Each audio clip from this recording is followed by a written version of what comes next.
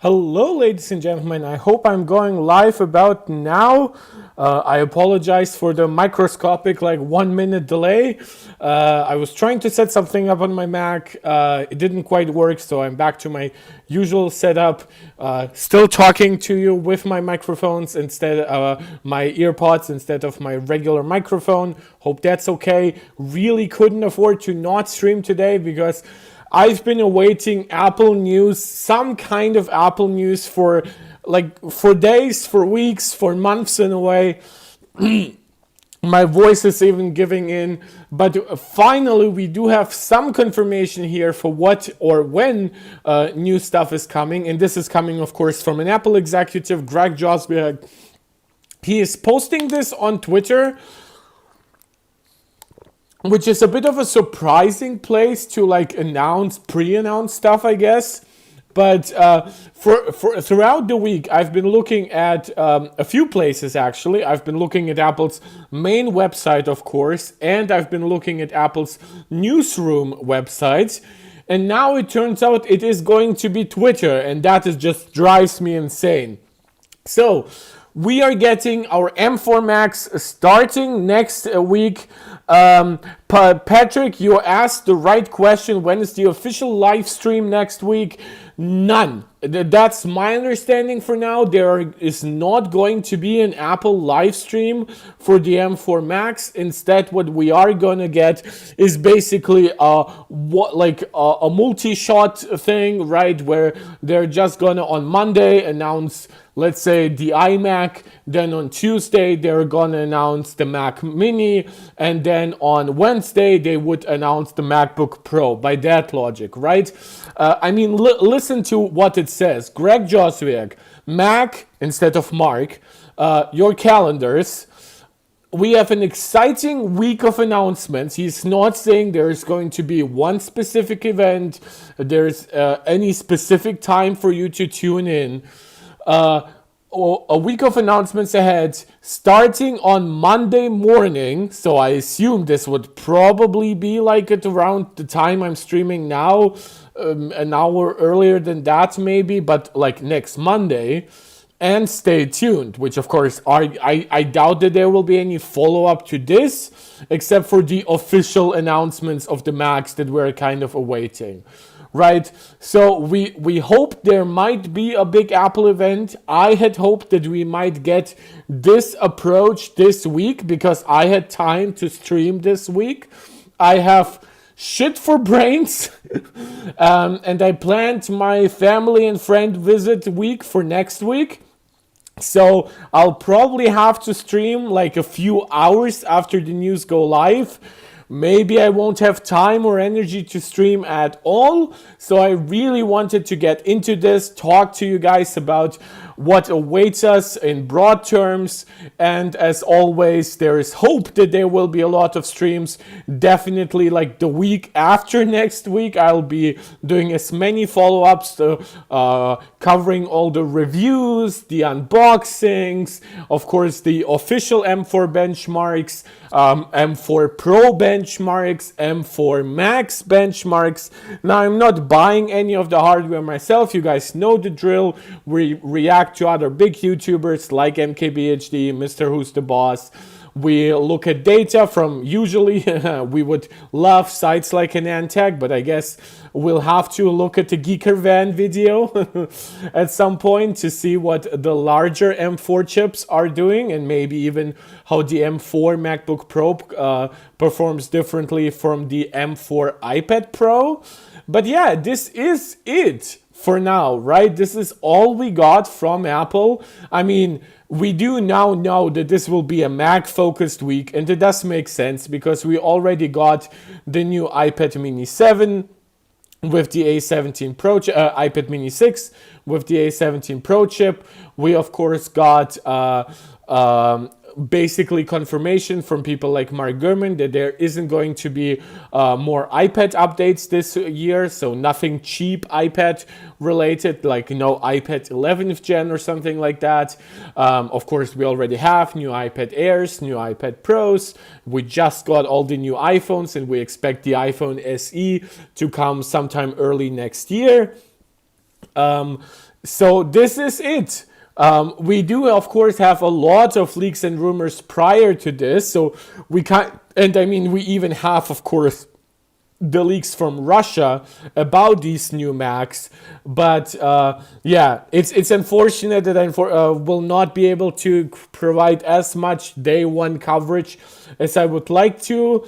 But given that, I think the more important stuff are going to be the reviews and benchmarks coming the week after anyway. I am a little bit more relaxed than I would be if I was missing the entire early coverage period. I would be probably going insane right now. So before we get into the broader discussion of what awaits us next week, maybe some other drama and some housekeeping when it comes to the topics I would like to keep discussing on the channel, but I'm probably not going to discuss in too much detail today. Of course, I'm as always interested in what you guys suggest I should cover. So yeah. As always, let's start with the YouTube jazz discussion. As always, I encourage you guys to like the video, share it out to anybody who you think might enjoy it. Comment helps a lot with the algorithm. Thanks to Riveting Tail Chap leaving a comment for the good old algorithm already. Of course, you can become a channel member right here on YouTube. Shout out to Angelica, who's already here in the live chat, and to Max Maximus, who are both MarkTech Pro Max supporters right here on YouTube. You can also choose to become a supporter over on Patreon. With that out of the way, let's briefly talk what awaits us next week. Of course, you can see other websites have reacted to this. Some people say that the radius of the announcement Finder window is a little different than the regular one. Maybe? Who knows? I already have, of course, macOS Sequoia installed. I have not seen any changes in that regard. I doubt that there would be any changes like that coming so late in the process. So I don't think we are actually getting too much info from this.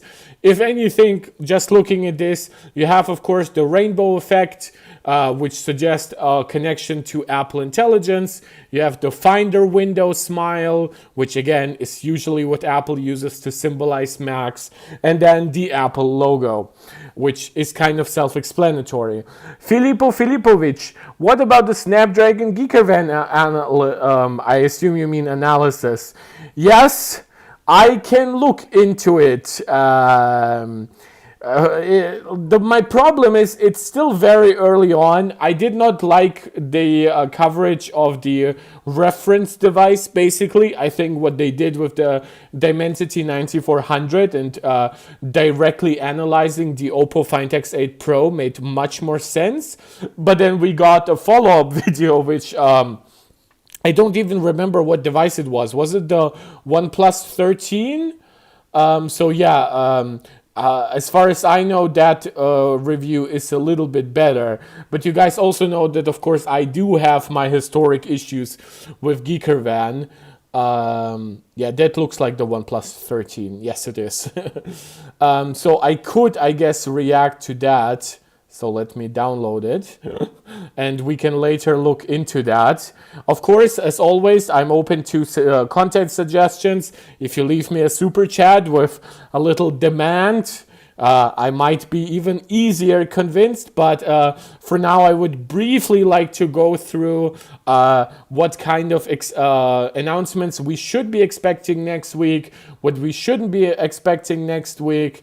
Let's see if 95Mac did a nice write-up on this. Yes, I think I can use that as a baseline. And yeah, what we do beyond that will depend on how much time I still have, because I do have some other plans today.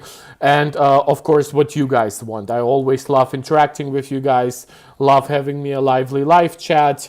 I always encourage you guys, don't just comment during the live stream. Please also comment afterwards for the algorithm. So yeah, whatever you suggest, I will keep that in mind. So this is now purely my speculation, and that is my speculation is that Apple will start with the least eventful stuff I expected it to be a Monday to Thursday announcement timeline. Now I expect it to be Tuesday to Thursday, and now I expect it to be a Monday to Wednesday announcement period. And my speculation is that they will start with the basic M4 iMac. We have not heard anything about an iMac Pro. We have not heard anything about an iMac with a chip that goes beyond the base M4, like no M4 Pro, no M4 Max iMacs. We haven't heard anything about ProMotion screens, HDR support of any kind, mini LED, switch to OLED.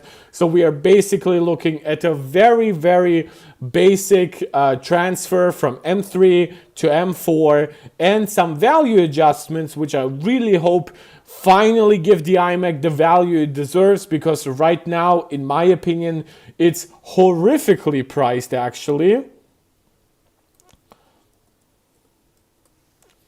So let's look what the iMac is currently like. The iMac. Let's actually look at buying it. Filippo, thanks. Do you think that the Snapdragon will defeat Apple this year with the 8 Elite? It's hard to say. I think in CPU, in multi-core, it will win, but with dramatically higher power usage. I think Geekerwan's test to stuff like Spec 2017 showed that the A18 is still a generation ahead in single-core performance.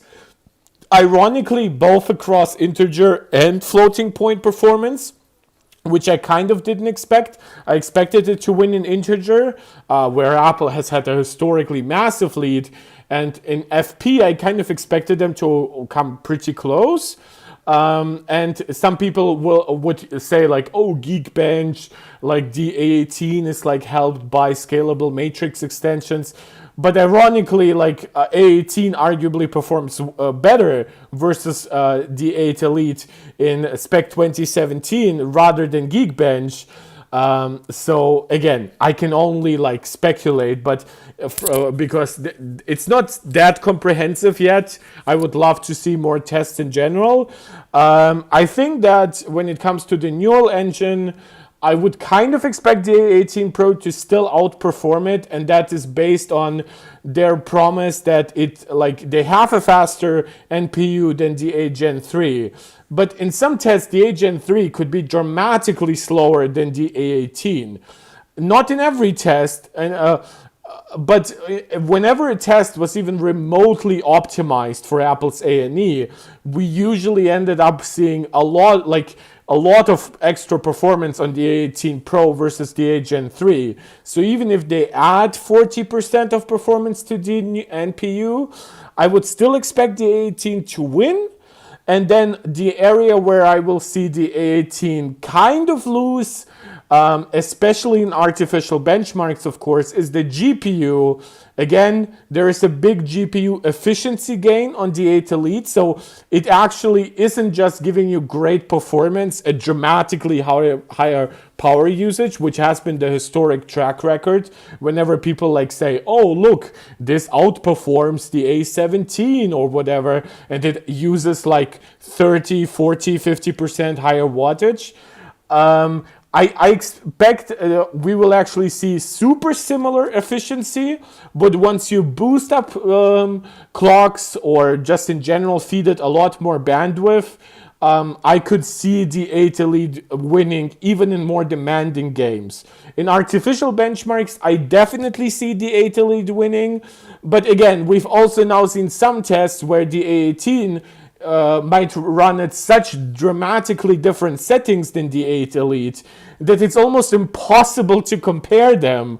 So I would really want to wait until we get people like DameTech actually seeing side by sides and actually giving some good wattage readouts, because everything that Geekerwan does usually has 20, 30% higher wattage than a lot of what I see in other tests. So while I don't want to completely diminish what Geekerwan does, but whatever they just do with their testing, I guess they supply a lot of cooling for their chips, which encourages them to run at higher wattage even once they hit diminishing performance returns. Again, I didn't really want to talk about it that much today because it can be quite a dramatic issue, because it's easy to accuse me of being an Apple fanboy or a Qualcomm hater. Wait until I get to the ARM lawsuit, then it will be easy to call me a Qualcomm hater. But yeah, it's really hard to say it right now. I would say that the 8 Elite is closer to the 8 A18 than the A Gen 3 was to the A17 Pro. I think that is the most precise thing I can say for the CPU at the very least. And for the GPU, I would say it's much closer to efficiency to the A18 than the A Gen 3 was to the A17 Pro. When it comes to their absolute peak performance, quite honestly, we don't even know what the peak performance of the A18 is, because no A-series chip peaks inside the iPhone, right? You get peaks really more in devices like the iPad mini, which has, of course, a bigger unibody aluminum chassis. This is how, for example, the A15 iPad mini could easily run the A15 processor at 7 to 8 watts, while a corresponding iPhone 13 Pro with a similarly spec'd A15, 5 GPU cores, would usually run at 4 to 5 watts. So you would have anywhere from like a 30 to 50% increase in power consumption. Yeah, that's basically my view. So it's complicated. I know some people will say, oh, the 8 Elite just wins. Look at its multi-core test. I'm like, yeah, I really don't care about those multi-core results. I never see my iPhone 15 Pro Max maxing out its 7500 multi-core results, nor would I want it to, given the extreme strain on battery and cooling that would entail. But in single core, 18 wins. NPU, I suspect it wins, and in GPU, I see the 8 Elite slightly winning to a draw when it comes to efficiency. Yeah, so I hope that helped. But let's start with the other chips, or the devices housing those other new chips that we actually wanted to talk about, given the Mac Your Calendars announcement that we discussed. Starting with the iMac. As I said, we're probably getting 3 announcements next week, the least of which is going to be a new M4 iMac. The biggest thing about it is probably going to be the value increase, because according to Mark Gurman, every M4 Mac currently in testing comes in 16 gigabyte configurations or 32. That's when we are talking about M4. Obviously, M4 Pro, M4 Max will offer higher memory capacities. That is, of course, an upgrade from the M3, where the base configuration was 8 gigabytes and the peak configuration was 24 gigabytes. Let's actually see what the pricing currently is on the M3 iMac. Now, obviously, you can get far better deals on those on sites like Amazon. There's education discounts, but let's just look at the cold MSRP, what Apple thought that at launch those iMacs are worth. And it starts, of course, with a binned M3 chip. So my speculation is that the base iMac will still come with a binned M4. Of course, the M4 is currently being binned differently than the M3. You can see that the binning on the M3 chip happened on the GPU side, where 20% of its GPU cores were disabled, either because they didn't work, or they didn't clock high enough, or they just weren't good enough, right? With the M4, what we usually see a CPU bin, and we have 10 CPU cores now on the M4, 4 performance and 6 efficiency cores, and we would see 1 P core being binned down. In every configuration, M4 still gives you dramatically higher single core performance. Even the binned CPU version with 9 cores will outperform the full 8 cores on the M3. And then when we are looking at the 10 core CPU of the M4, this is where we get like 40% higher results than on the M3. With the GPU, we kind of expect a 20% increase, which would be, of course, cool for the base configuration, because not only would it have like an architecture that performs better, but it would also have more cores by default. So you would get a 25% increase plus a 20% increase on top of that. So the base GPU might actually get a huge 40 to 50% bump, but of course that will result in the higher end configurations not getting such a big bump. Now, why do I historically, or ever since this kind of redesigned iMac was introduced, why do I talk about its poor value? Well, we can talk about the fact that it's a 24-inch, 4.5K, 60 Hz display, no mini LED technology, no OLED technology. I could talk about the fact that it still ships with Lightning-based accessories, Magic Mouse or trackpad, and then a Magic Keyboard. Supposedly, we are finally getting USB-C versions of those. A lot of people are hoping for a redesigned Magic Mouse. Let's see what happens from that. But primarily my value concern with this iMac stems from its configurations and what the upgrade cost really, like how it destroys the entire value proposition of the base price.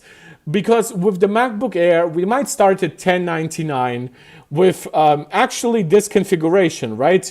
8-core CPU, 8-core GPU, 256 gigs of storage, 8 gigs of memory, right? But once you add a little bit of storage and RAM, the price improves and you still get the same MacBook Air at its core, right? So maybe the MacBook becomes like 40% more efficient, more expensive, but it doesn't actually like in any other way, it's still the same, right? So you don't have to pay anything extra for just having a nice device. This is different with the iMac because it has 2 Thunderbolt ports with USB 4 speeds, but the base version does not have USB 3 speeds. The base version doesn't have Ethernet built into its power brick, right? And all those little things, like you're paying extra here, $200 for those niceties. I guess you could say you're paying $100 because this includes like the fully unbinned M3. But why is this a $200 upgrade? This should just, like, for one, I don't think this configuration should even exist. I think this should be the $1299 config if you want any decent perspective on it.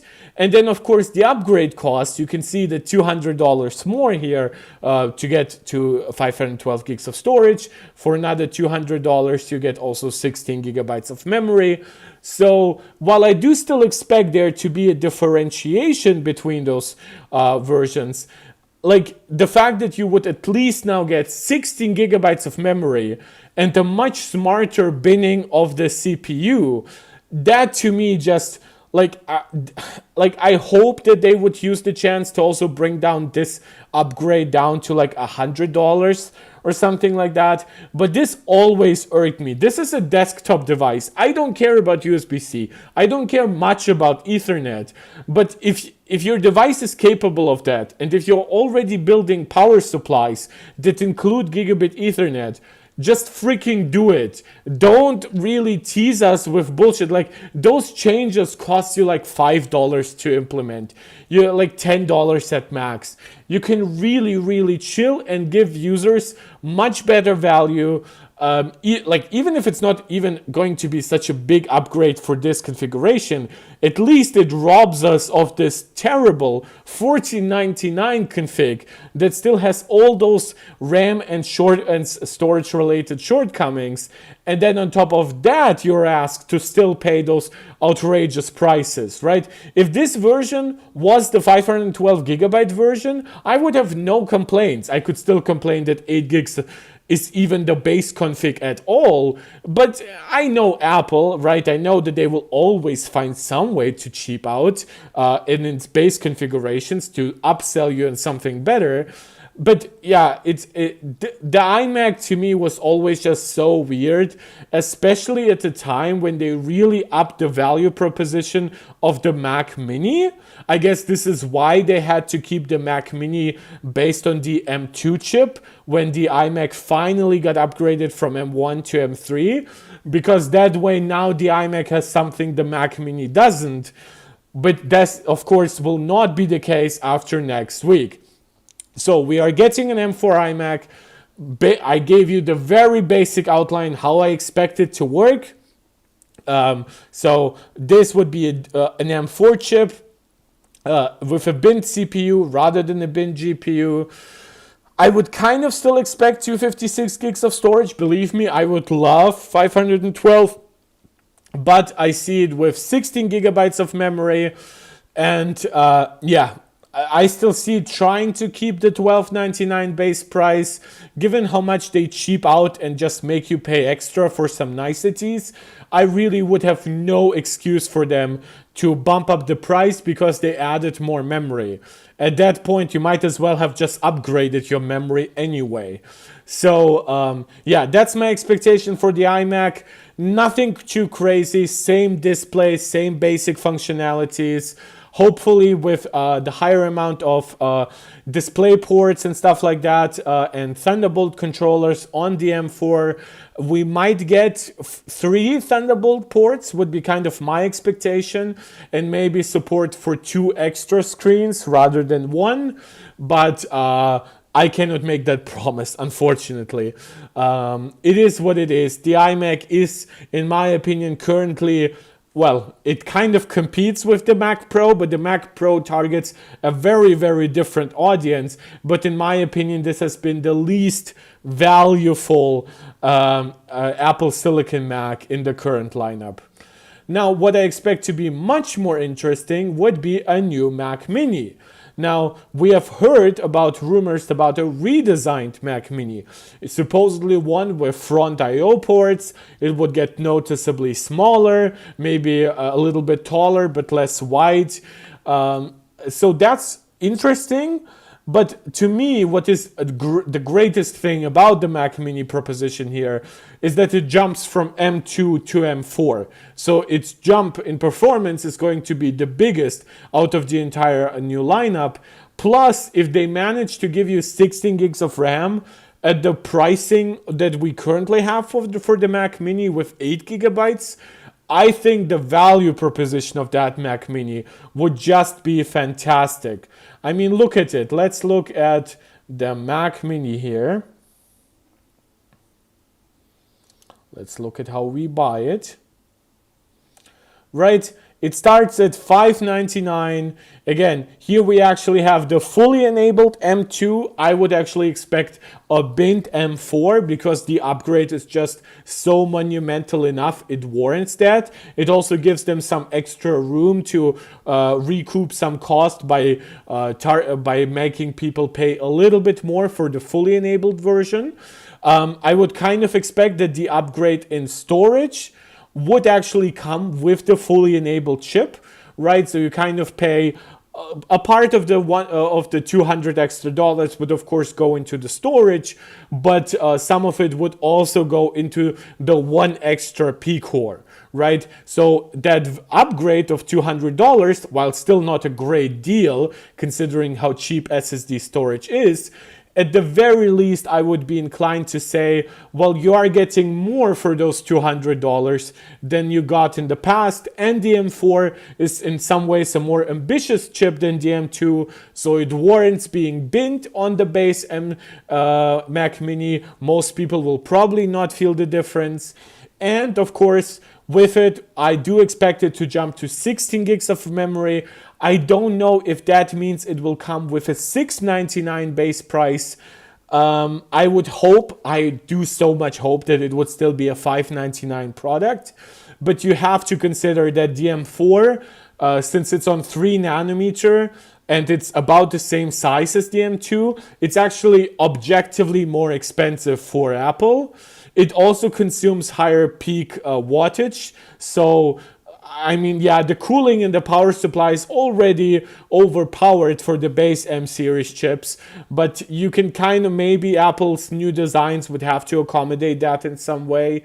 And of course, it would just be a different product, right? So here, of course, you have no USB-C ports on the front. Let's look at no back here, I guess. Nope, then we have to go into tech specs. So the base M2 based Mac Mini has 2 Thunderbolt 4 ports, 2 USB-A ports on the back, 1 HDMI port.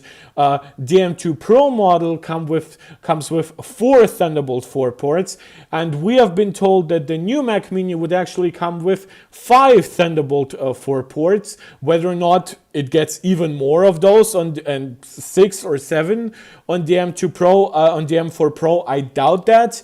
And our basic expectation is that we would go here from 2 Thunderbolt ports on the back to 3 on the back, plus 2 on the front, and here we would probably see what is technically a downgrade from 4 ports on the back to 3, but we would then have 2 on the front, and my expectation is that on the base iMac, on the base Mac Mini with the M4 chip, those back ports are all full speed, and then the front ports are actually 10 gigabits. This is what we see with the M2 Max Mac Studio.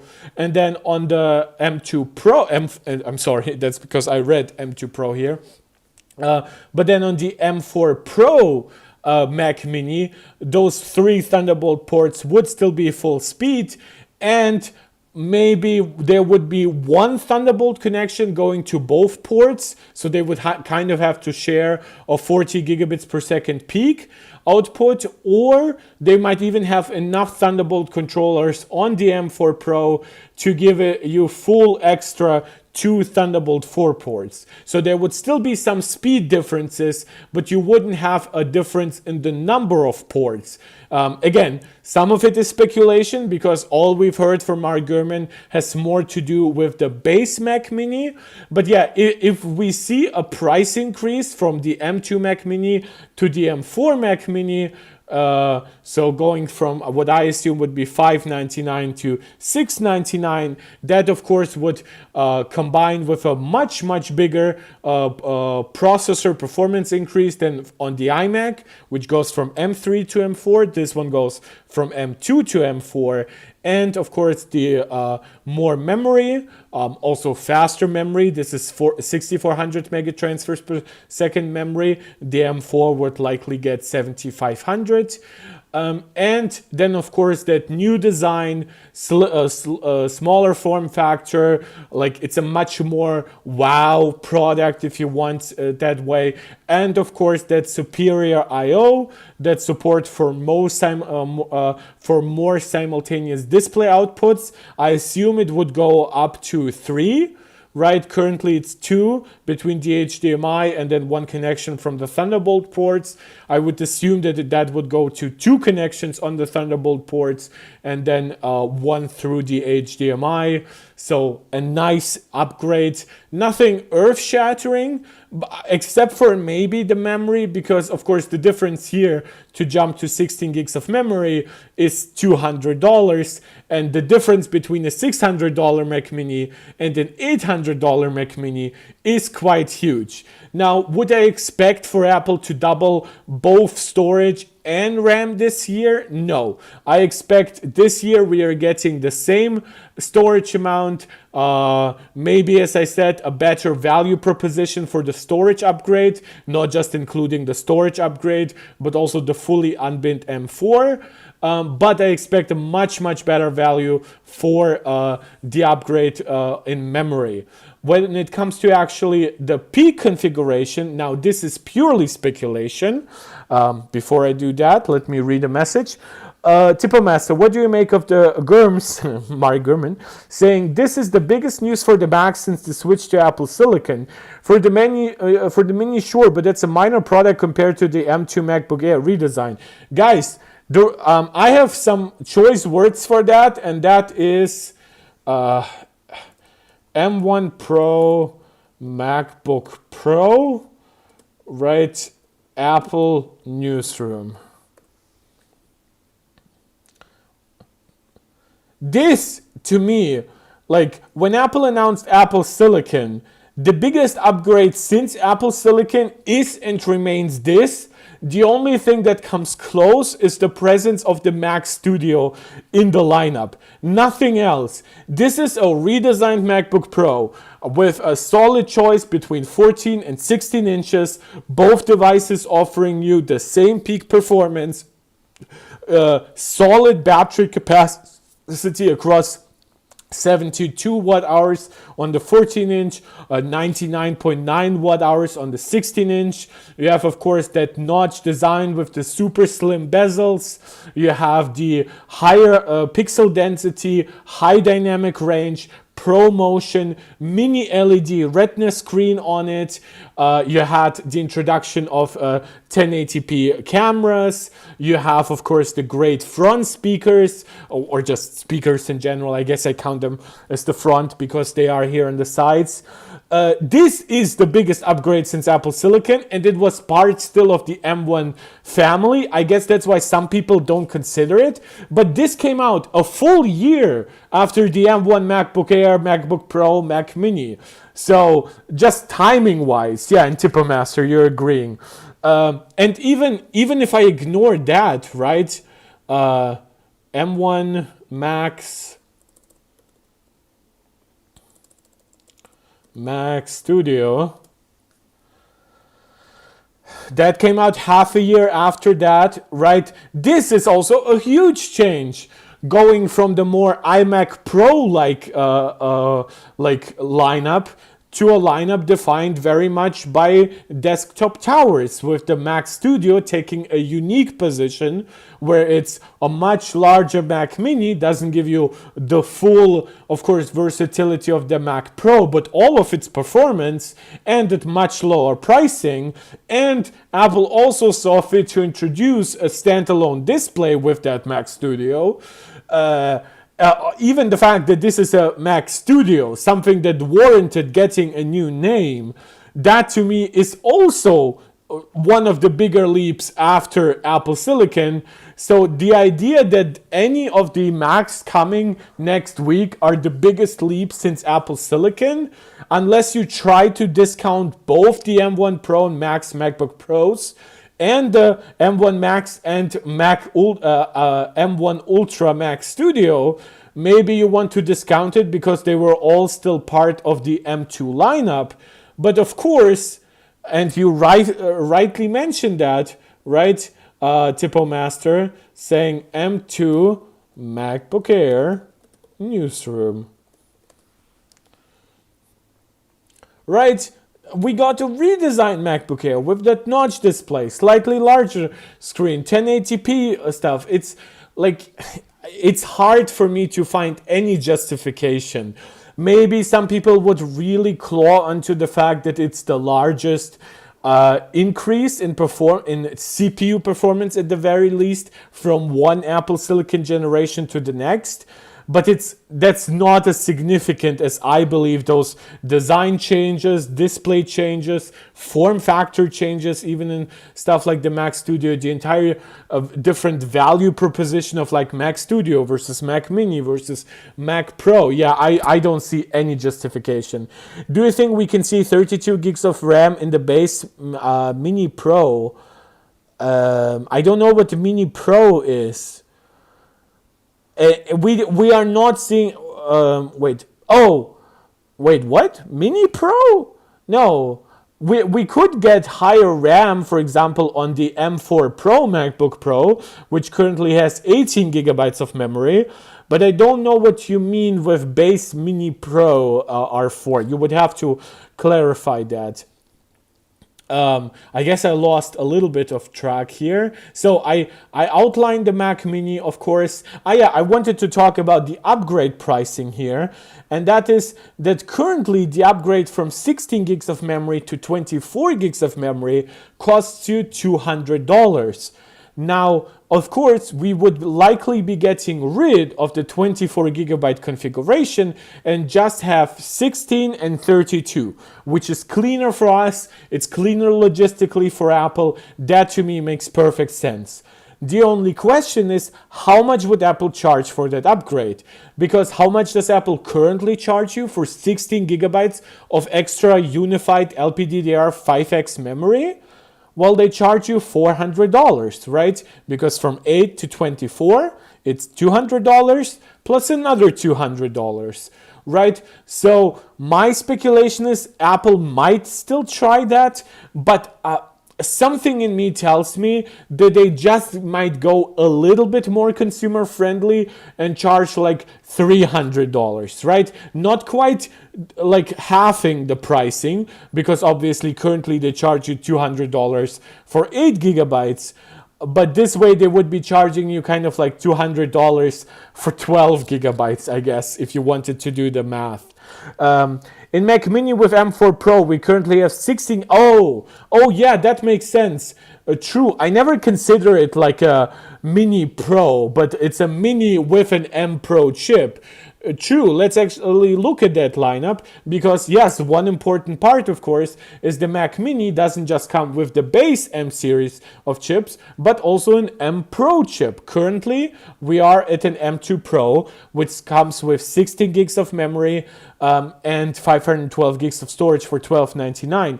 Now, some stuff has changed since the M2 lineup, because the M2 Pro featured 200 gigabytes per second of LPDDR4, its memory bus, right?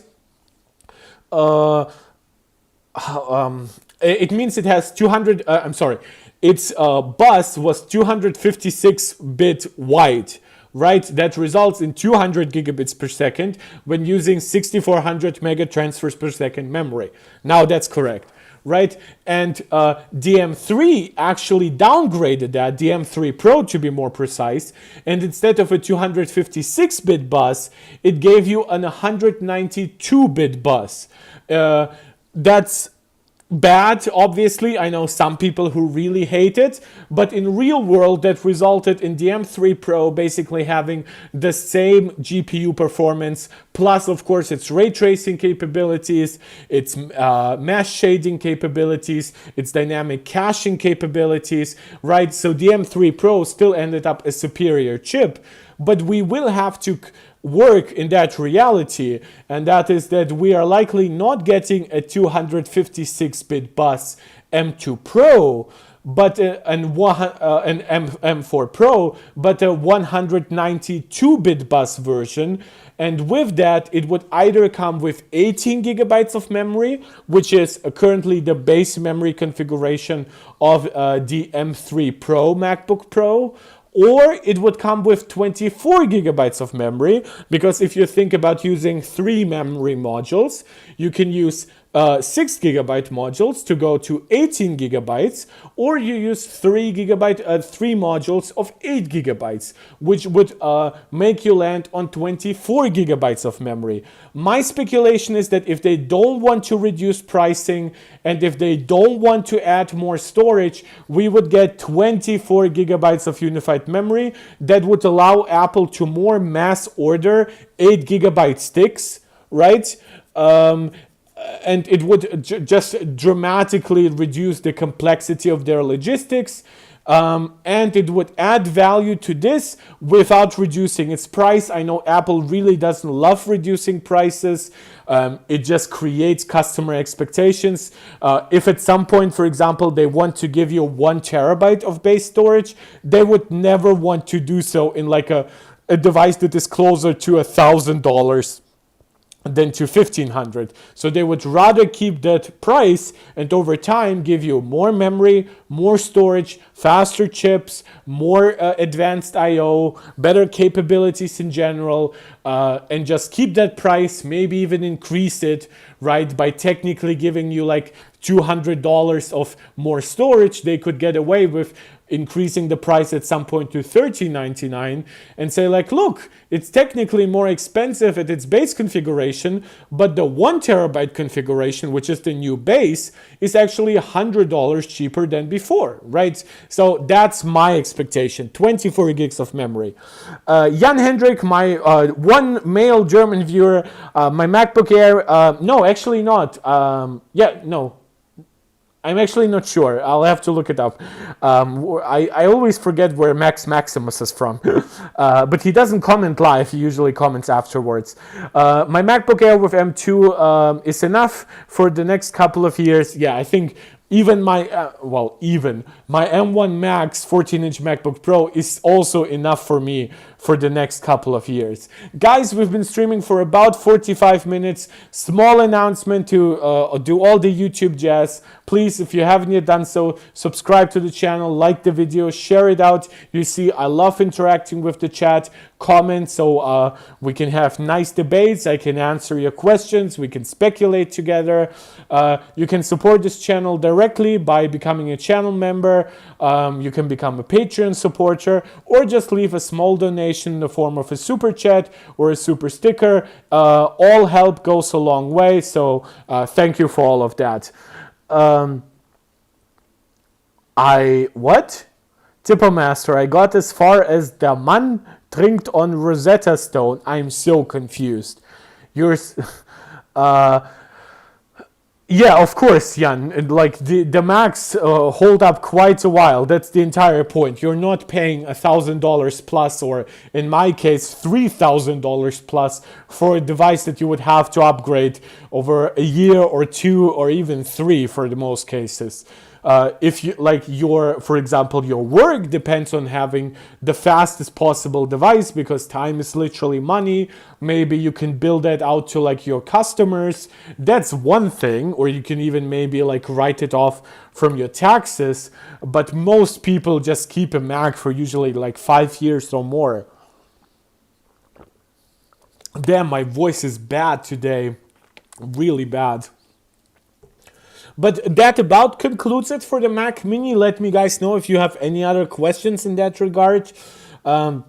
So my speculation, again, similar to what I did for the iMac, I would expect this to be now a Bint M4 with it, of course, coming with a 9-core CPU and a 10-core GPU, 16 gigs of memory, 256 gigs of storage, and either coming in at $599 or $699 with all that other stuff, the design changes, the front I/O ports, which also I assume would come with a removal of USB-A. So if you're a lover of USB-A, maybe you should just go get like a discounted or refurbished M2.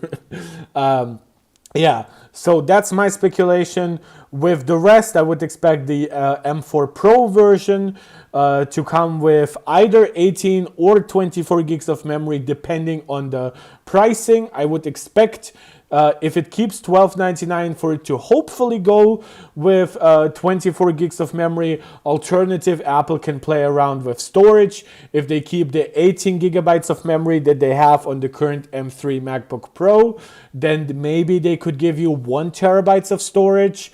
And then still keep that base price, but that's about where I would land with my expectations of the Mac Mini. Much more exciting of an upgrade over the iMac, a larger performance jump, a redesign, and a much better base value from which we can work, rather with the iMac, where I would really love to see some kind of price reduction before we even talk about any improvements, or just the improvements should go far and beyond. Of course, that's not everything, and probably the main event is going to be the MacBook Pro, not just because MacBooks are a much better seller than any desktop Mac, but also, of course, because the MacBook Pro gives you the M4, the M4 Pro, so it already gives you more than the iMac, but it also gives you the M4 Max. So while the M4 Pro, in my opinion, will be very interesting, it's the M4 Max where I just see so much great potential for Apple. beyond just giving a great product, but also to make a shitload of money. Yeah. So what have we heard about the MacBook Pro? Well, in general, we kind of expect specs to be about the same in terms of like display. It's still going to be a mini LED screen, 14 and 16 inches. We expect the base storage to be the same, but again, we expect memory to go up from 8 gigs to 16 gigs. And with that, of course, I would, of course, like to give you the Apple website again, the glorious Apple website.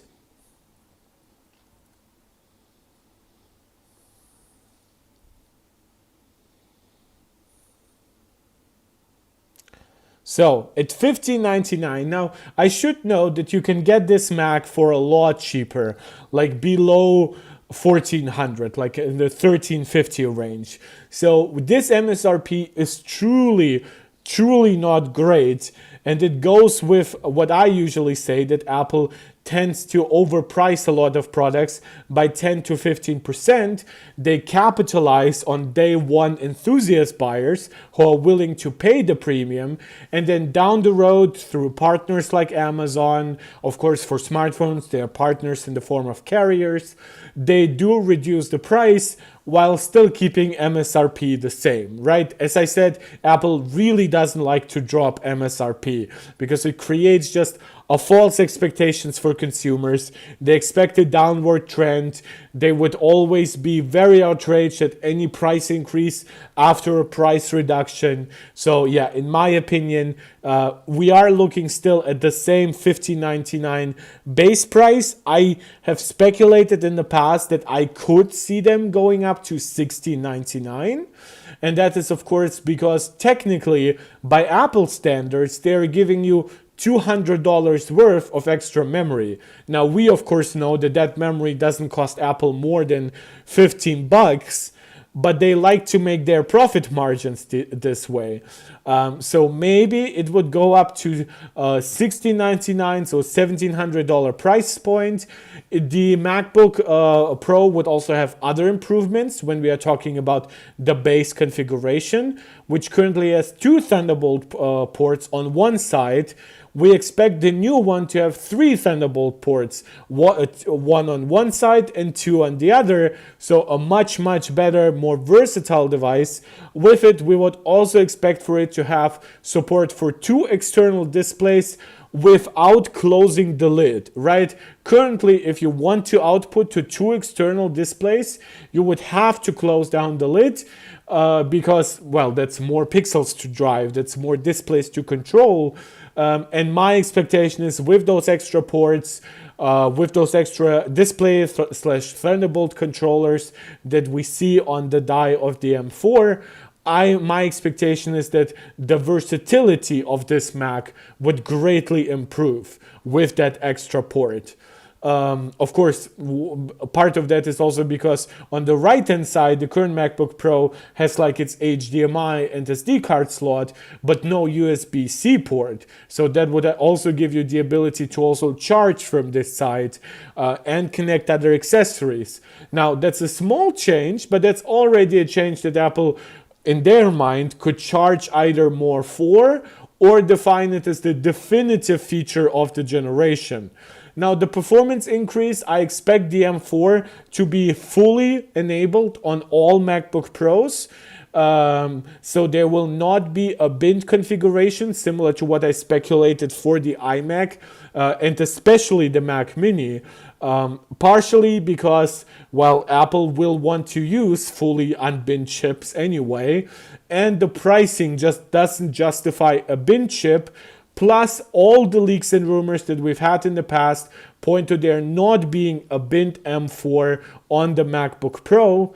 Of course, as I said, we would be jumping from 8 gigs of memory to 16 gigabytes, and the base storage configuration would stay at 512 gigabytes. So nothing earth-shattering, but if they actually keep the $15.99 price point and still add other value points, that would be phenomenal. Like another value point would be, for example, the inclusion of Wi-Fi 7. That would be cool. Of course, there's other potential stuff that we kind of know won't happen. Like when we originally saw the M4 dies having many more Thunderbolt controllers, I speculated that we would either get more USB-C ports or those ports could be upgraded to potentially Thunderbolt 5. I definitely do not see that happening on the base M4. However, when it comes to the M4 Pro and M4 Max, I really couldn't tell you. Again, Apple could, similar to what I discussed on the Mac Mini, play around with both memory and storage offerings on the M4 Pro, maybe give you 24 gigs of memory base, maybe give you 1 terabytes, but keeping 18 gigabytes of memory, using different binning processes. We speculated, my community at least, that the M4 Pro would come with up to 20 GPU cores, so maybe that would leave room for like a 16 GPU core binned version, but that is speculation. I have not heard any rumors in that regard. I would still expect there to be some differentiation based on like what power adapter comes in the box. But yeah, this is the kind of stuff that Apple likes to charge extra for. And when it comes to the M3 Max, I really couldn't tell you. I would hope that we finally go from 40 GPU cores up to something like 48. That of course would also change the binned version from 30 to 36. But I really couldn't tell you if that is completely speculation on my part, or if it might have something to do with some early rumors and leaks that we have gotten, or maybe I'm just brain poisoned by my community that expects bigger and better things all the time. And as I said, there is a chance for a Thunderbolt 5 maybe on the Pro and Max chips, but we have not heard anything about it. Thunderbolt is still not like a base included feature for even the latest Arrow Lake desktop processors. You would have to get custom or basically like more expensive motherboards. It's not built into the actual chip. It's not built into the motherboard chipset. It's basically all extra. So with Intel not really pushing Thunderbolt, and we haven't heard in a while about like a potential Pro Display XDR upgrade, which in my opinion would come with ProMotion, we don't really see a need for much more bandwidth, except for future-proofing this device. But yeah, my speculation is that we're still mostly going to see Thunderbolt 4. Seeing, of course, the Thunderbolt 5 would make me very happy. I've also outlined other value additions that Apple could make, like Wi-Fi 7, but those, of course, are small things in comparison to like the massive performance increases we see for like, especially the CPU. We also have seen that, for example, the A18 has like twice the GPU the ray tracing performance of the A17. So maybe we see a similar like ray tracing upgrade from M3 to M4. But we would that would really need to be benchmarked well, because even something like Solar Bay from 3D Mark is not really a good ray tracing benchmark. I hope that companies like Capcom and stuff like that they port more games to Mac and actually enable ray tracing on them. Because right now we do have a couple of games like Resident Evil, and they do have high quality ports, but they lack the ray tracing features that their Windows and their console versions have. So I couldn't tell you, like, for example, how much faster in ray tracing the iPad Pro is, the M4 iPad Pro is versus the M3 MacBook Pro. There's just no test to really test it that well. And of course, now that we would have Max versus Max, it would be a much, much easier comparison, running potentially something like Blender even, which of course does support ray tracing capabilities through Apple's Metal APIs. So a lot of benchmarking will be very, very interesting. We also haven't heard if, for example, M4 Pro and M4 Max might get any media encoders that could be different from the current Pro and Max versions. Maybe a support for even faster storage. The current storage maxes out at at around 7 gigabits. Maybe Apple would double that or something like that to 12, 13, 14 gigabits. We don't know if Apple might use faster memory on the M4 Pro and Max chips than they do on the base M4. Before you say, oh, that makes no sense, the M1 Pro and M1 Max MacBook Pros featured faster memory than the base M1 inside the MacBook Air, Mac Mini, 13-inch MacBook Pro. So there is still some precedent for the larger chips to sometimes use faster memory, but of course that wasn't the case for either the M2 generation or the M3 generation. So we would still expect probably most versions to just come with 7500 mega transfers per second memory on what would be an 192-bit bus here and a 512-bit bus on the Max version. So I hope that mostly gives you an outlook of what to expect next week. As always, let me know what you think. If you think I forgot anything or I got anything wrong. I know whenever we talk about something like that, there's a lot of Mac and Max and Max, right? Like CS and X. There's a lot of Pro, like M2 Pro, M3 Pro, M4 Pro, MacBook Pro, right? A lot of Macs, of course, going back to like CS or M chip Max. So sometimes I might say something without even thinking about it being wrong, and then you would have to correct me, or maybe you misunderstood something and then you can ask me. I know I'm talking very fast today, but that's because my voice is actually really giving up for some reason. So I don't think I can make it too long today, but whatever guys you still have as questions or suggestions, I would be willing to listen to you. And while you get ready to ask those, there is something I would like to talk about, and it's not this actually, because obviously you guys know and you have asked me in the beginning of the stream, well, what about the Snapdragon 8 Elite? The Snapdragon 8 Elite is the latest high-end smartphone flagship coming from Qualcomm. It features 2 high-performance Orion cores, which are capable of clocking up to 4.32 gigahertz. And it also comes with 6 efficiency cores that clock up to 3.6 gigahertz. That's all interesting, don't get me wrong. I would also like to talk about its newer Adreno GPU, the use of faster memory, but the fact that not every Snapdragon 8 Elite device actually seems to come with the fastest memory. We've already seen examples of the OnePlus 13 actually using 8533 memory, the same memory that was used on this Snapdragon 8 Gen 2 and the Gen 3.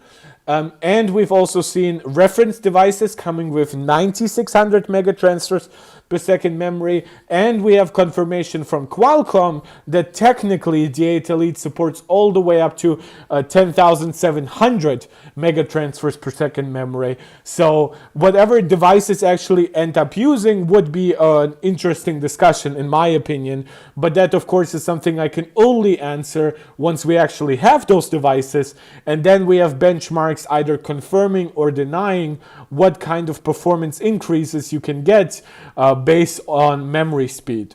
But there is much bigger drama here, and that is that all those chips, all those great things I just mentioned about the X Elite, all the discussions we had about the X Elite, yes, because for maximum confusion, Samsung now Qualcomm now features the X Elite and X Plus, the 8 Elite, and I assume what will be the 8S Elite. And we also have the Cockpit Elite, which is their like car chip, and their passenger or whatever, like what is it called? Qualcomm Cockpit Elite and Ride Elite, because obviously you had to make this as stupid as possible. So again, there is a lot to talk about the chips that Qualcomm actually makes, But let's talk about the possibility that Qualcomm will not be able to make the chips that they're currently trying to make in the future. And of course, as you guys know, all those chips are based on ARM designs. ARM as a company licenses out different licenses, for the lack of a better word, based on what the company needs and how much they are willing to pay. Apple, for example, has a broad arrangement for like ARM designs and patents, but they design their own architecture on top of it, right? They basically will like renew their license. They will get access to like the latest ARM v9.2 versus previously ARM v8, but everything on top of that is very custom Apple, right? Other companies will do a mix. Maybe they will design their own performance core, but then they will use an off-the-shelf like A720 or A520 efficiency core. Some companies try to go completely custom across P and E cores. That's what Apple has always done, has done for a long time. Now, this is what Qualcomm is currently trying to do. And then you have chips like the Dimensity 9400, which if you actually look at its specs, Dimensity 9400. No. I want the actual website. Where's MediaTek? There is.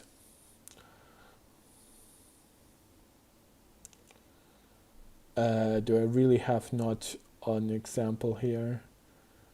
So I'll explain it to you. Basically, it features one X925 core, which is an advanced new core, but it is coming from ARM, right? It's an off-the-shelf solution. It also comes with three X4 cores, which are the previous generation peak core. And it comes with a few A720 efficiency cores, or maybe you could more accurately call them mid-range cores, because technically the E cores from Qualcomm are actually the 500 series, not the 700 series, right? So you have all the way over Apple, which makes completely custom E and P cores on top of the base ARM instruction set. And you have then a solution that is very much based on off-the-shelf solutions, like using X925, using X4, using A720, stuff like that. And then we have Qualcomm, which kind of sits in the middle right now because, well, for one, with the 8 Elite, actually, let's look at it.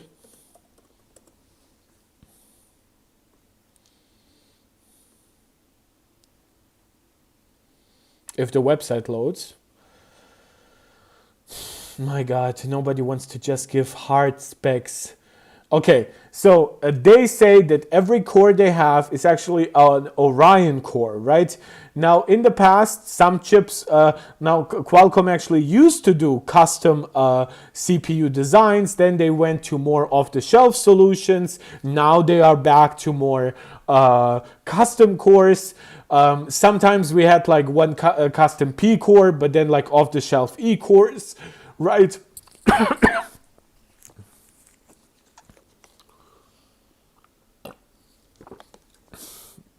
But right now, they do want to go all custom, both P and E cores, which is actually something we didn't expect. From early rumors, we thought that only the P cores would be Orion based and that the E cores would be A725s. But it seems like those E cores are also Orion based. They just have less cache. They clock less high. Basically, a lot of the customization that you see, for example, going from Zen 5 to Zen 5C, right? And it's not as custom of a change as, for example, how Apple does their E-cores, but it's also still better than how they only put quote-unquote P-cores inside the X Elite. So the 8 Elite is, in my opinion, still a better chip than the X Elite, and I'm glad to see it's still built on N3E, all that jazz, right? But what has been basically the guiding principle of what I've been saying? Orion. Orion is a custom Qualcomm design, whether it was originally meant just for P cores, now expanding to E cores. How well it works for either one remains to be seen over the long period of time. But Orion was not developed by Qualcomm, right? It was developed by a company called Nuvia. And Nuvia was actually founded by some guys coming from Apple, some other chip companies, right? And they had a very basic license from ARM, which didn't really allow them to make a mass market chip. It basically allowed them to experiment a little bit with the ARM instruction set. And maybe if they ever wanted to make a really big leap into the broader server market, right? Because that's actually where what they wanted to target. They didn't want to target smartphones. They wanted to target server. So maybe ARM thought, okay, let us give them a very basic cheap license. They're a small company. They're trying to target servers. They will not compete with us on something like the X3, X4, X925 cores, right? And if they ever want to compete with us on that, well, now they would have to buy a much more expensive license.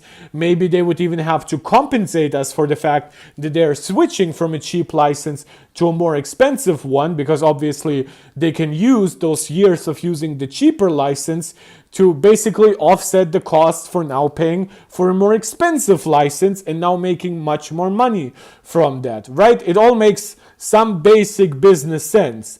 But Nuvia never managed to actually put out chips. Nuvia was acquired by a company we all know, and some of us love, called Qualcomm. Now, Qualcomm has had, as I said, different approaches to chip designs over the years. Sometimes they made their own custom cores.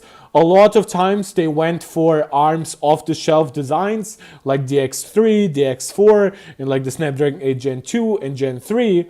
And when Qualcomm bought Nuvia, they did not basically play nice with ARM. They didn't say, look, we are buying all of their intellectual property, all of that basic cheap license that they had, which was kind of more geared towards server creation down the road. We are now going to use that for our chips, for our smartphone chips. Oh, by the way, we also want to create desktop chips with the X Elite. We'll probably also going to expand into server and stuff like that. So we want to do with that IP that was created under that pretty cheap license, stuff that would usually require a very expensive license. Qualcomm's excuses, well, you know, guys, we had our own license for all these years. Now, I don't know what exactly that license was covering by the time Nuvia was acquired, but Qualcomm is basically saying that license should basically cover us both Nuvia and Qualcomm. Plus, we are currently paying for a license, right? So what can ARM complain about?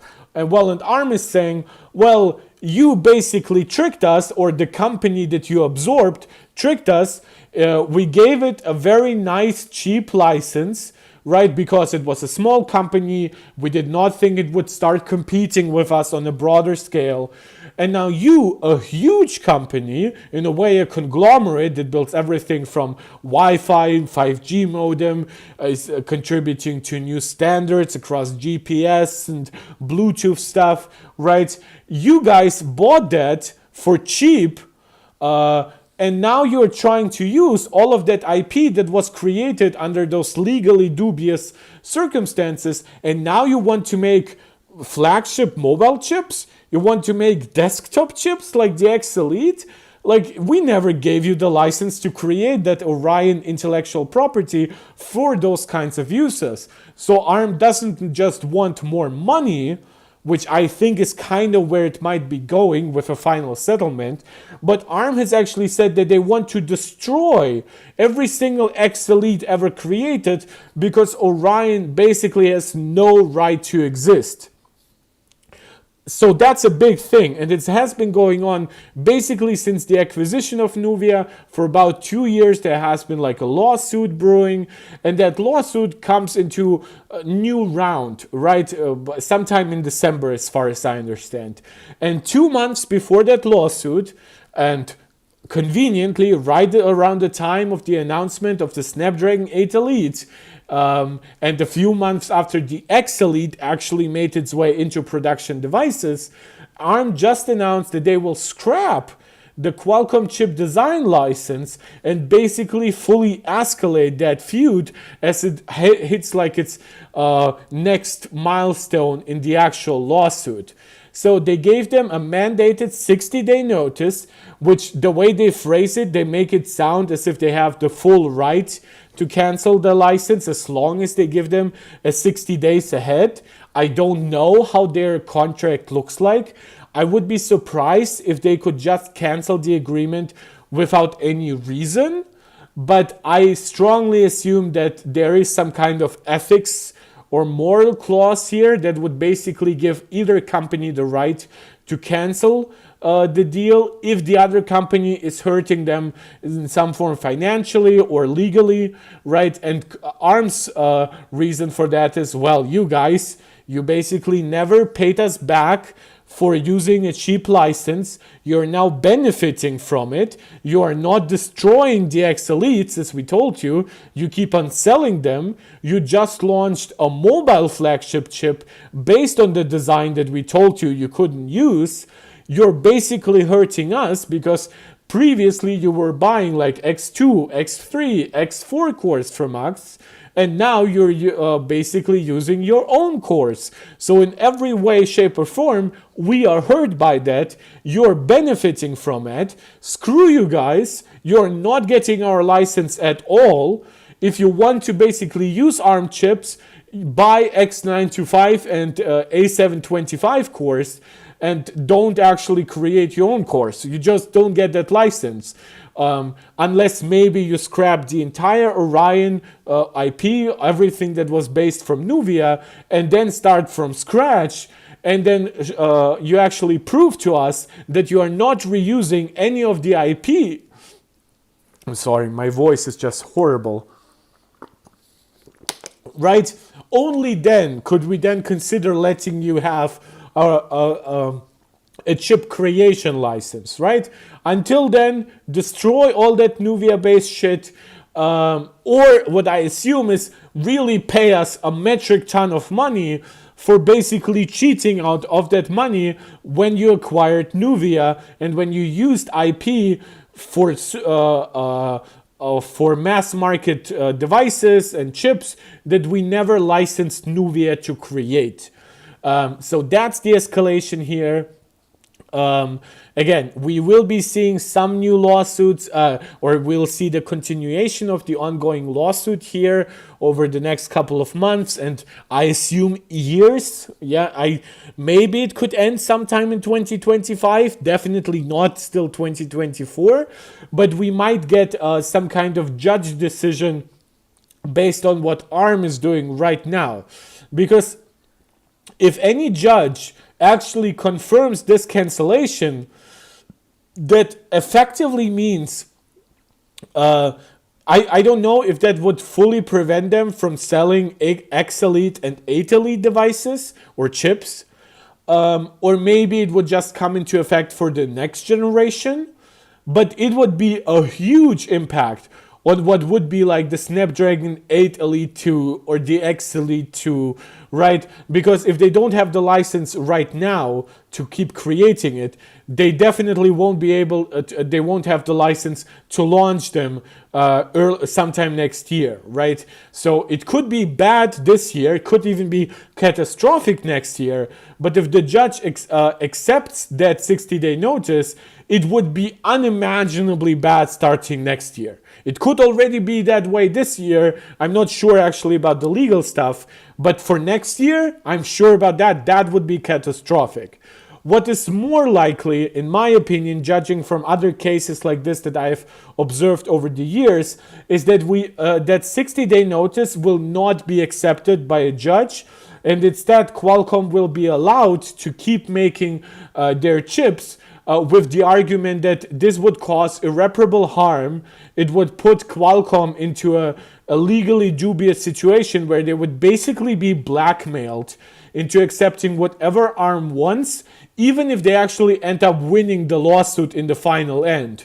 Right? So that I kind of understand that, but I assume that would come with the condition that if Qualcomm actually ends up losing the final case, not only do they then lose the license or settle some other way, that they would also then have to pay Qualcomm an exorbitant of money based on the fact that they now got an extra year of making chips or so, even after Qualcomm technically had the right to cancel the license, because that would be a big discussion here. Does Qualcomm have the right to cancel the license because Qualcomm is in the legal wrong, or do they not?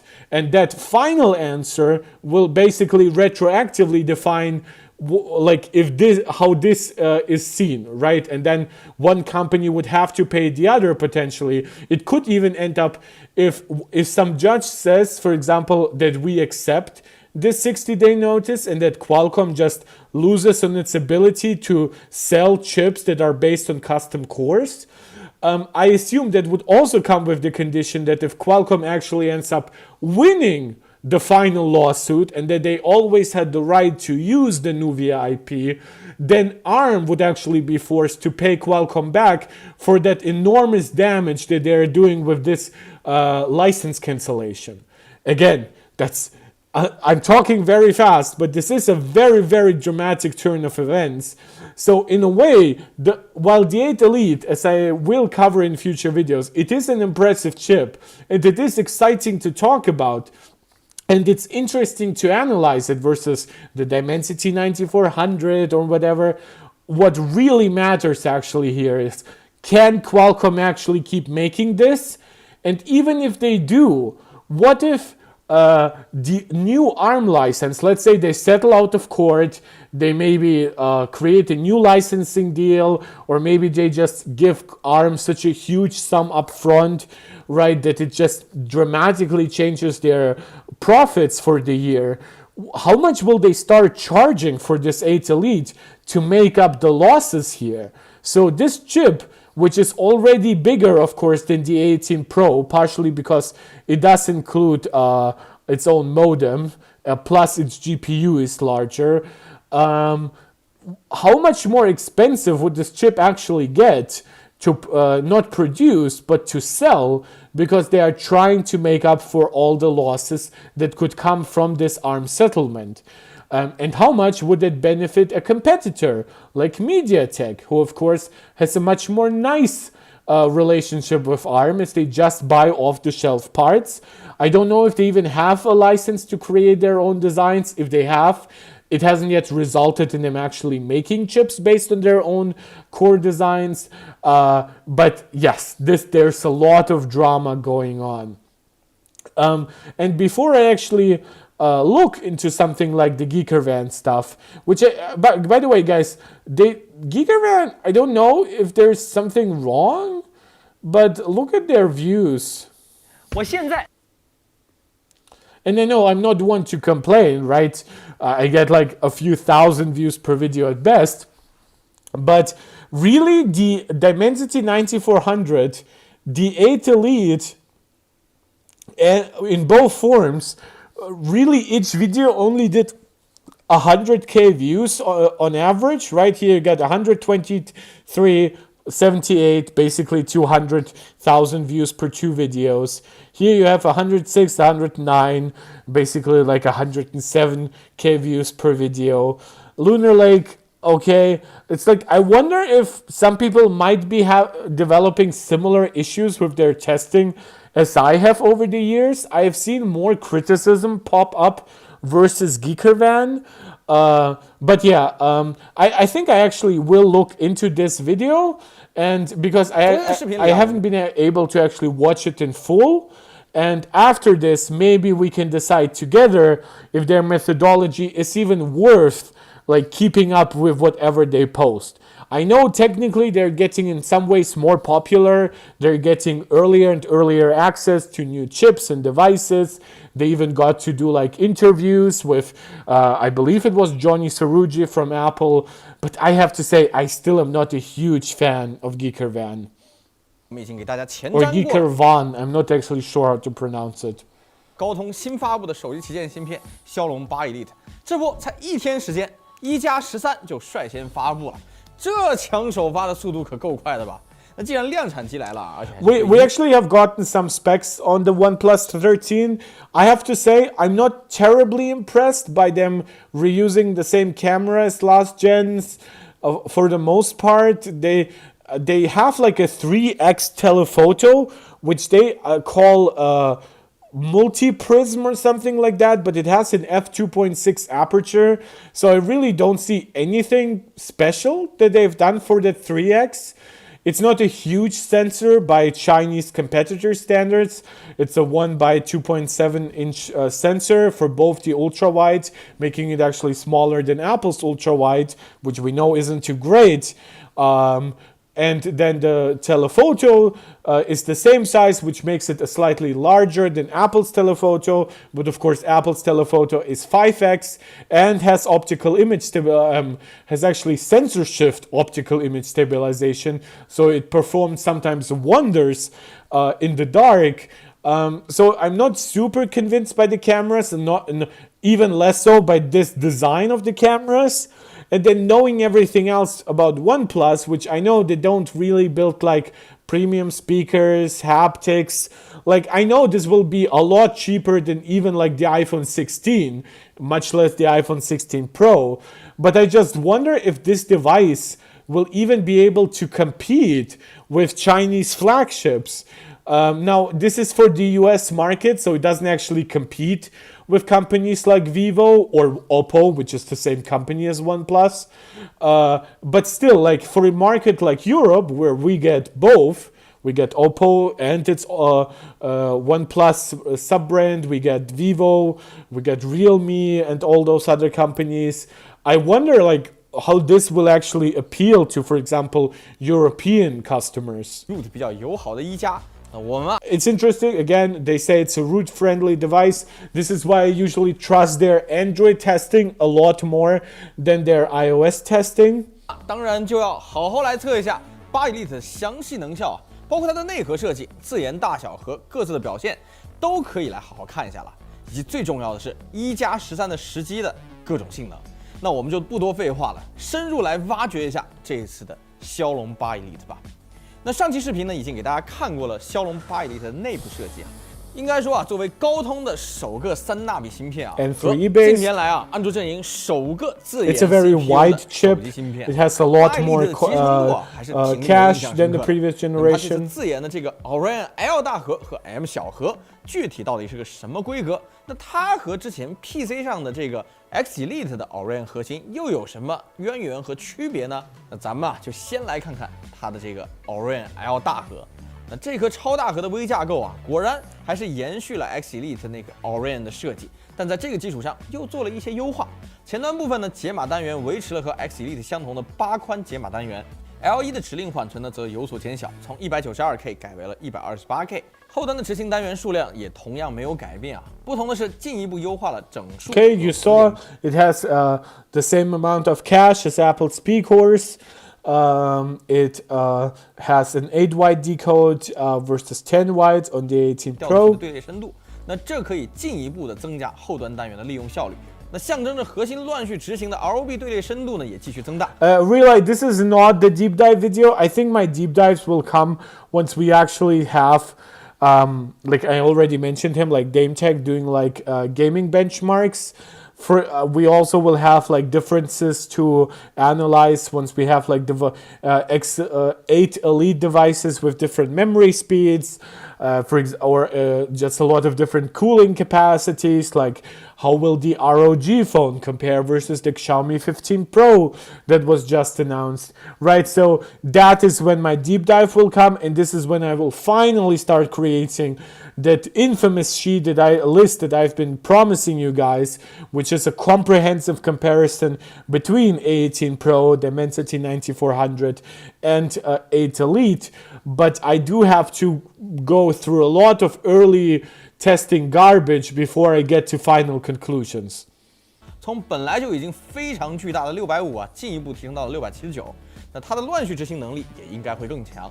总的来说，8 Elite 的超大核 This is competition for Apple, by the way.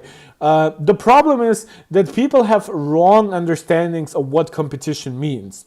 Having faster chips for Android is not necessarily meaning that every enthusiast who likes the performance and fluidity of iPhone will suddenly switch to Android, right? Because this one chip is fast or faster even, right? It is competition because obviously if Android devices were half as fast, it would create a market where there was an easy upgrade path from any Android device to almost any iOS device, right? So people, this is for example why I've criticized Apple's decision to not have ProMotion on the base iPhones, because I believe that a lot of people would actually switch to $600 Android devices to $700-800 iPhones if at least those devices had the same refresh rate, right? Because iPhone does have other advantages. Its ecosystem, its build quality, its speakers, blah, blah, blah, right? And I think similarly of performance, that the closer it gets, right, the less likely it is that there is this market perception of like, oh my God, Apple is so fast, Apple is so smooth, let us just immediately switch all our Android premium devices because we clearly have the money, let us get an iPhone, right? I think a chip like that is very much a bottleneck for people switching from Android to iOS. Is it really a help the other way around, right? Does it actually get people to switch from iOS to Android if we have a better chip in Android devices? Everything that we have seen over the last couple of years suggests not. Because don't forget, in prior years, Apple used to have sometimes like half the battery capacity. Apple had a lot less cooling capacity. We might look, for example, at vapor chambers at still being superior than the A16 Pro, but Apple's cooling gap to Android, flagship Androids, is actually smaller than it has been in the past. When you look at a thin device like the iPhone 6 or 6S and 7, right, even though they technically had a device that would be very good for cooling, or cool for cooling, which is a nice unibody aluminum device, it sucked in comparison to a lot of Android devices. But it usually had a more advanced chip, like A7, for example, with the first 64-bit chip was a lot better than whatever Android was offering in that regard. But then in other years, Android, for example, completely caught up and then offered you a lot more GPU performance, at least in benchmarks. And we are kind of in that era again, maybe. We don't have the same lead as we had in the past, but I would argue that the A16 was already that versus the Snapdragon 8 Gen 2, while the A16 had a dramatically faster single core than the 8 Gen 2. In terms of GPU, because the A16 didn't improve too much versus the A15, the 8 Gen 2 had some room to catch up. And similar here, where they are finally catching up to some of the efficiency benefits that Apple has had over the years. So this is competition, and this does make Apple sweat, but it will not turn the market upside down. It will not make 5 million iOS users suddenly consider switching to Android. It will probably help Android keep some of its flagship market share, which has not been too great, honestly. Except for Samsung, the other companies really struggle in selling very high and expensive products, very high-end and expensive products. But I think this will help.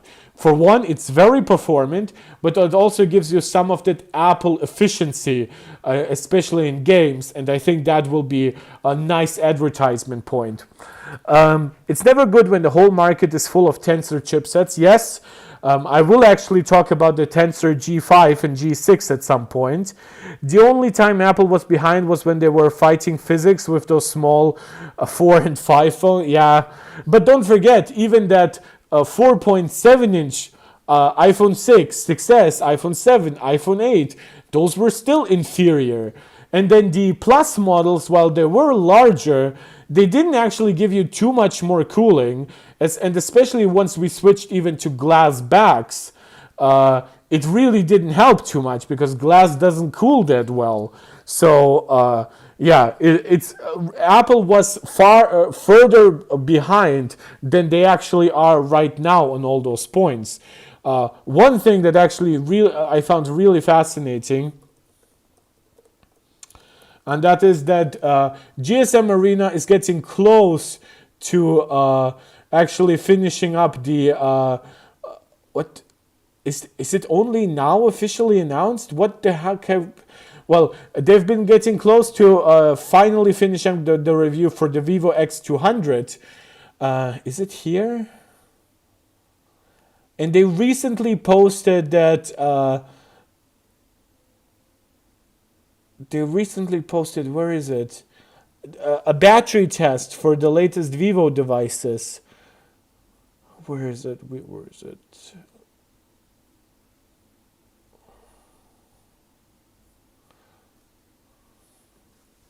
Vivo. Can I search for news? Hands-on review. And then somewhere they also gave us already battery test. Preview, compare, battery. What the? Vivo X200 Pro battery, GSM Arena.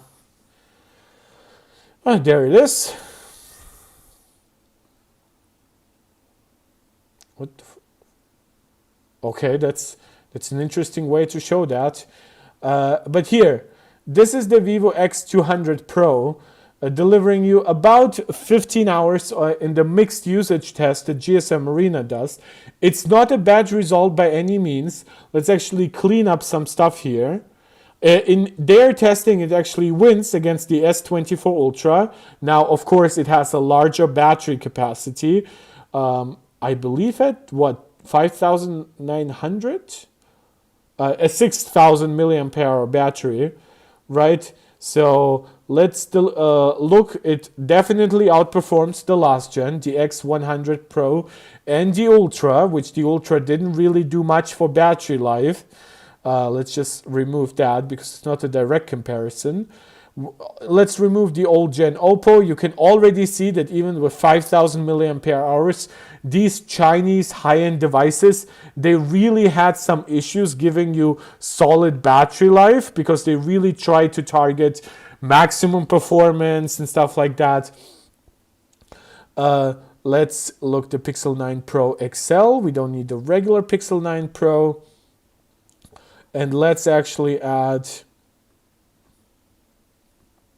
I can add the iPhone 15 Pro Max here, right? So this result is still inferior to the 15 Pro Max, which of course has more than 25% reduction in battery capacity, or to be more precise, this has over 1/3 higher battery capacity than the iPhone 15 Pro Max.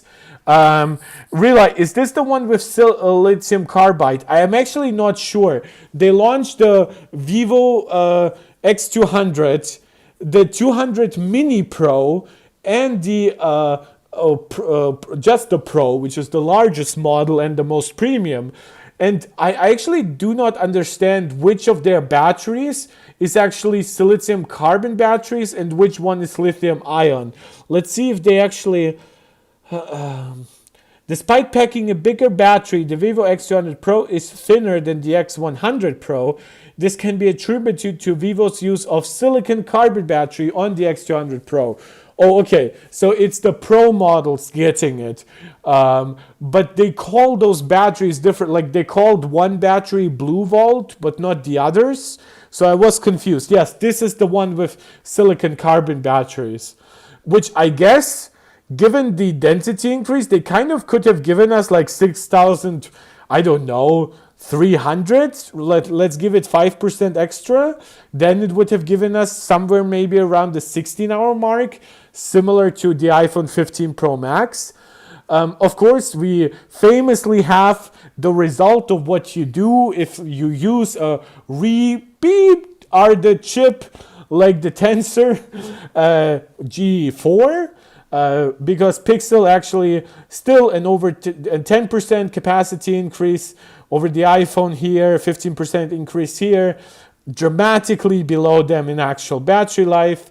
Galaxy usually performs pretty similar to the iPhone 15 Pro Max in some testing, because you can see, for example, that it's superior in calling time versus the 15 Pro Max. So maybe in that regard, the Galaxy actually like if that's a lot of what you do, it will give you better battery life. But if you obviously use it more like a smartphone rather than a phone, now it will actually end up underperforming the iPhone, similar to the test that we used to see from guys like Mr. Who's the Boss or the Tech Chap. I know the latest showing by Mr. Who's the Boss showed the S24 Ultra somehow winning versus the 15 Pro Max. Again, a pretty unique result.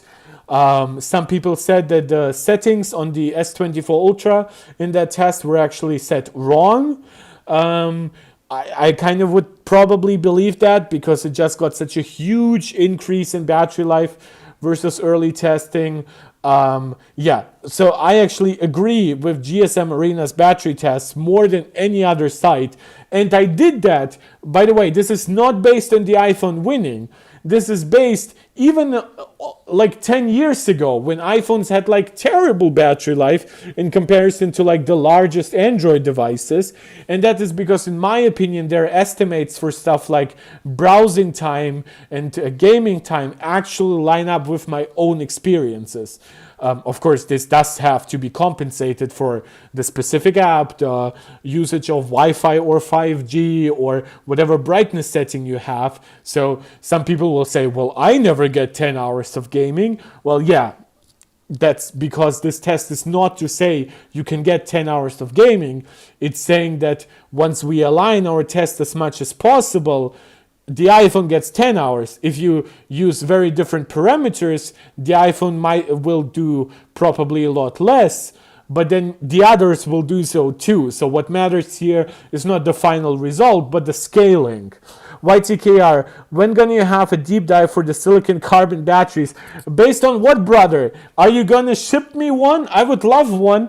Even last year, I like wrote an email to Xiaomi to tell me to give me like a review unit. If any guys, I always encourage you to do the YouTube jazz. Some other encouragement today. If any of you has relationships with Xiaomi, Oppo, Vivo, OnePlus, any of those companies, Samsung, of course, tell them, Mark Tech, a small channel with 120K, a relatively small engagement per video because it's a live stream channel, and live streams and tech are usually not that compatible, but it's a channel you really like and you trust that guy. Tell them to contact me on Twitter. Maybe I should create some kind of work email for the channel. But yeah, and then I would love to test it. I would love to give you a proper comparison, for example, even versus the degraded battery in my 15 Pro Max, which is at 88%. I would love all of that, but I'm not going to buy GX200 Pro, unfortunately. Also, GSM Arena, not that trusted. We don't see their test methods live. I don't give a flying fart about this. I have said time and time, I have not seen AnandTech test their devices live, and I trusted them anyway. What does that matter? Like, they're a respectable years long, and they're not even iPhone friendly. Like, basically across the board, they're more pro Android. Look at their popular devices here. Top 10 by daily. This is actually the highest that I've ever seen iPhones perform here. But like you can see, the DS24 Ultra outperforms like the much newer 16 Pro Max. Like the Galaxy A15 has about the same interest on the site as the 6. This is not of a website that is designed to make iPhones look good. Like they created speaker tests that in some ways make the iPhones look artificially bad, because those tests really like tend to reward loudness versus quality. So no, I will not discount what they're saying simply because I cannot see what they're doing. I wonder what the percentage of silicon is. Yeah, I couldn't tell you, believe me. But I guess it is a nice density increase, right? If they went from a 5,400 milliampere hours to a 6,000 milliampere hours battery, and they ended up still making the device thinner, that's obviously a good sign, right? Yeah, so real battery testing here, 4,700 versus 6,000. The iPhone still wins. You can actually see that for the capacity, one thing where it really underperforms is the call time, even versus its last gen counterpart. So maybe that could have been like a driver issue or something like that. And maybe but you can actually see that when it comes to the other tests, right?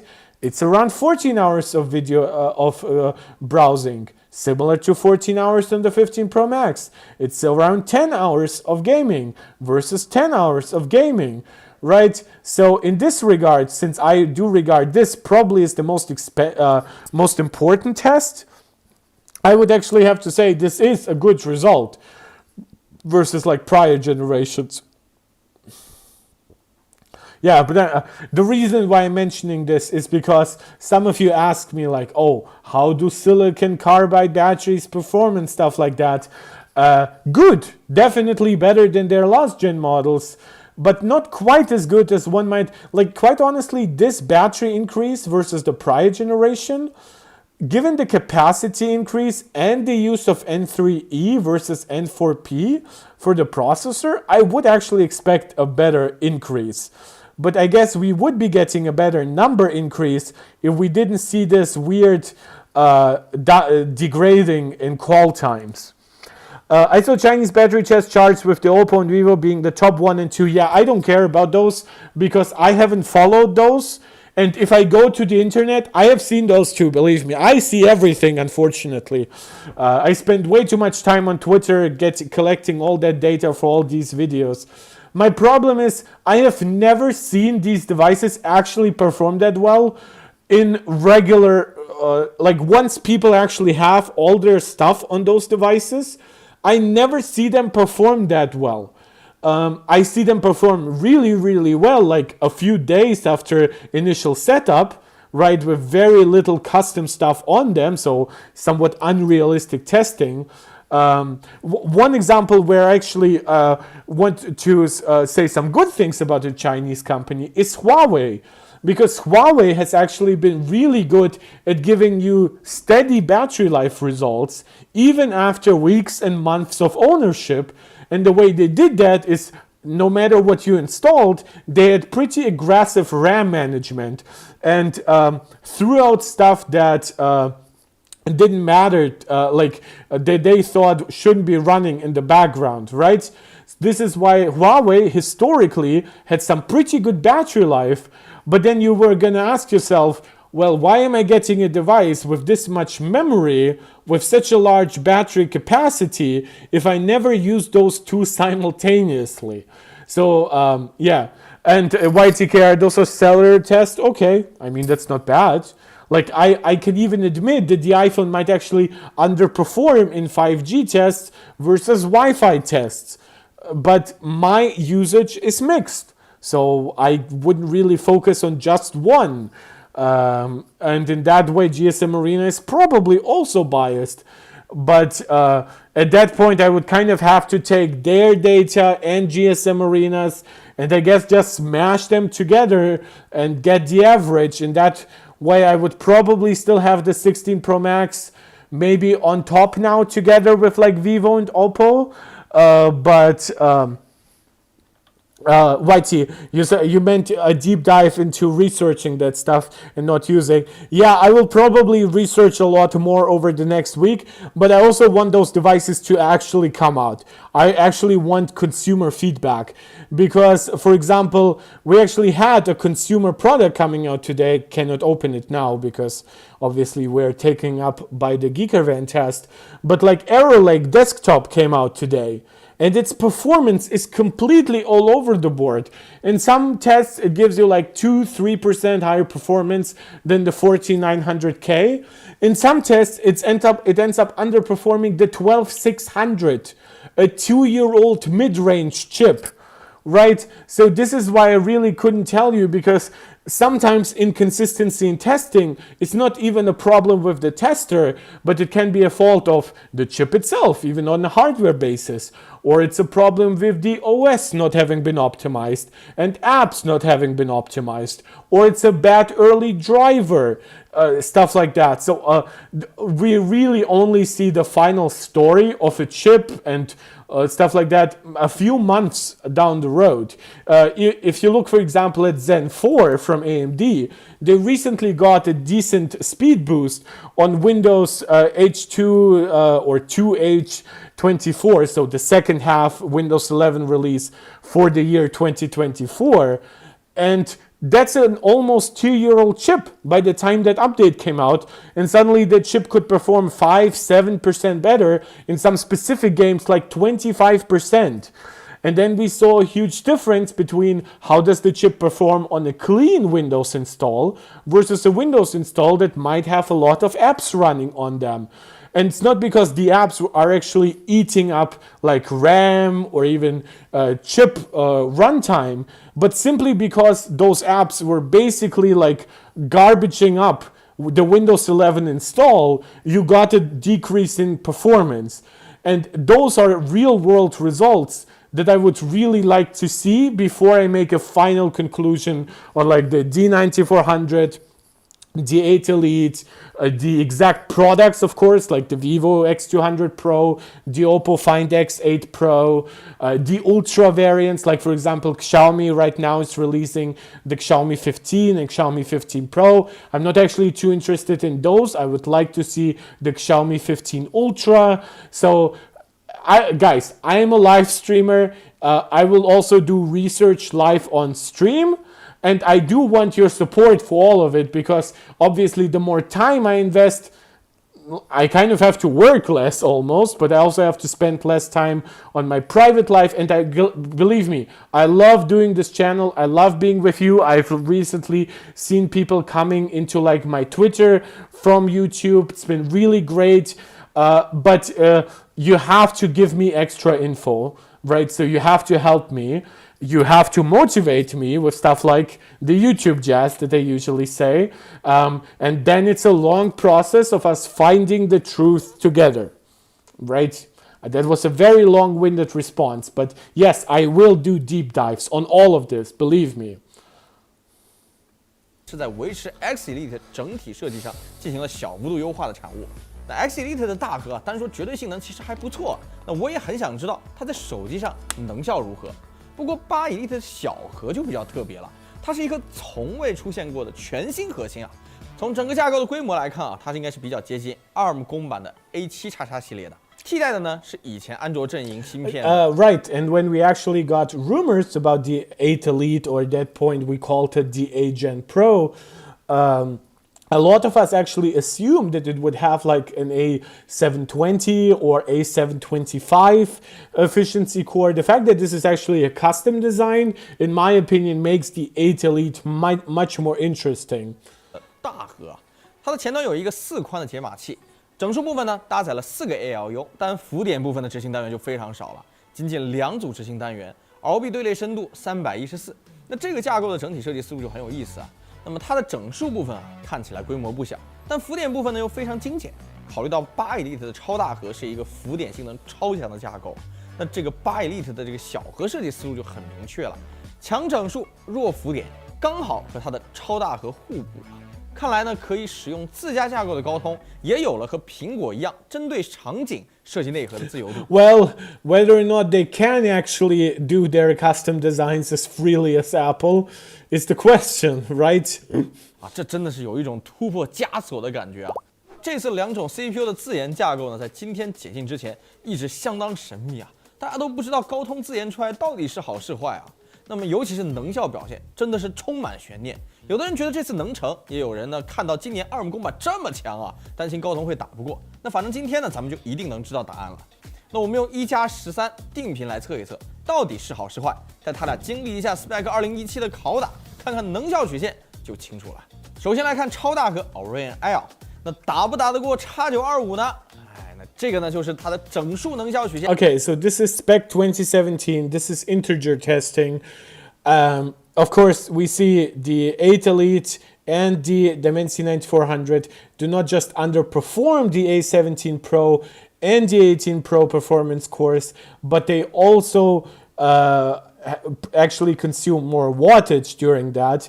I've seen some people do the math saying that the A18 Pro is like 28% more efficient or something like that, because it consumes like a few percent less power and then gives you like also a certain percentage of extra performance. I haven't yet done the math. By the way, YTKR, to your question, doing the deep dives, this will be a big part of the deep dives, actually trying to understand the math. And I also am gonna rely on people like Jimmy James UK on Twitter, who is very great at aggregating Geekbench results. He made like distribution graph showing how often like the A18 gives you like results in the 3400 range or the 3500 range, because sometimes it's hard to pick a certain result because the range can be so big, and I don't want to take either the lowest or the highest just willy-nilly, nor do I just want to take the average, because that also doesn't make sense. And I will also rely on people like Raphael, who do really great like comparison benchmarks, calculating percentage gains versus losses from one architecture to the next. So there's a lot that we'll be doing. Throw us a like if you enjoy the idea of covering all that. 看起来高通这个自研超大核整数基本上呢和9400上的 X925 不分伯仲啊，齐头并进。和苹果比的话呢，能效会比较接近 A16 的水平，不知道有没有达到大家的预期啊？不过它的浮点呢倒是带来了惊喜啊。那 X925 的浮点已经非常给力了。Yeah, floating point. This is I don't know if I've covered it here or I've just talked about it on Twitter. Orin L. Can you please make everything look good? So the A18 Pro here, you can see it still wins by floating point in Spec 2017. Its lead is not as pronounced as it is on the integer testing. I have said in previous Geekerwan videos, it seems like it's become really a big thing for newer chips to cover, to focus on floating point rather than integer, because floating point just seems to cover more advanced workflows. But Apple is still ahead in both those things. But what they don't have anymore is a multi-generational lead, because when you actually look at the integer testing, they do hold a small but still multi-generational lead, where even the A17 Pro consumes less power and gives you more performance than the 8 Elite or the D9400. While in floating points, it's a very definitive single generational uplift. Where is it? There. Right, where the A17 Pro is about in line with the D9400 and the 8 Elite. It would sit about on their graphs. Again, whenever something is so close, it can actually be in the margin of error, can be a chip lottery, whatever. Can be just the fact that these guys tend to give their chips so much cooling that they push them outside of their efficiency range. But these results, to me, make perfect sense. Knowing everything we know about the A18 Pro having wider decode than the 8 Elite, having more cache than the 9400, Apple's historical leads when it comes to their CPU. That kind of lead makes a lot of sense to me. Pro 和 A18 Pro 之间算是可圈可点了。综合来看高通这次自研的超大核能效是近似或略高于 ARM 公版的 X925的，而且这两位的特点还非常像，都是浮点很强。哎呀，今年这两家的超大核算是强强对决了。那小核呢？高通看起来也是和发哥一样完全抛弃了像 A5X 那种弱鸡小核。那这次自研的 Orin M 小核，从整数能效来看，基本也是 A720的水平。低功耗段呢会略逊于苹果 A15、A16 的小核。Okay, I'll have to. 由于峰值屏 A720的水平。低功耗段呢 The low power consumption segment will be slightly inferior to Apple's A15 and A16. A15、A16 的小核。由于峰值频率定得 Because the peak frequency of the core is still relatively high. Okay, so the efficiency, okay, no, the power consumption is definitely higher. I can accept that because I suspect this is also a much more powerful core than Apple's A15 or A16e cores. Again, the graphs don't mean much more in comparison to Apple's because Apple's performance might fall off right here, right? And then just go flat here and actually underperform the 9400.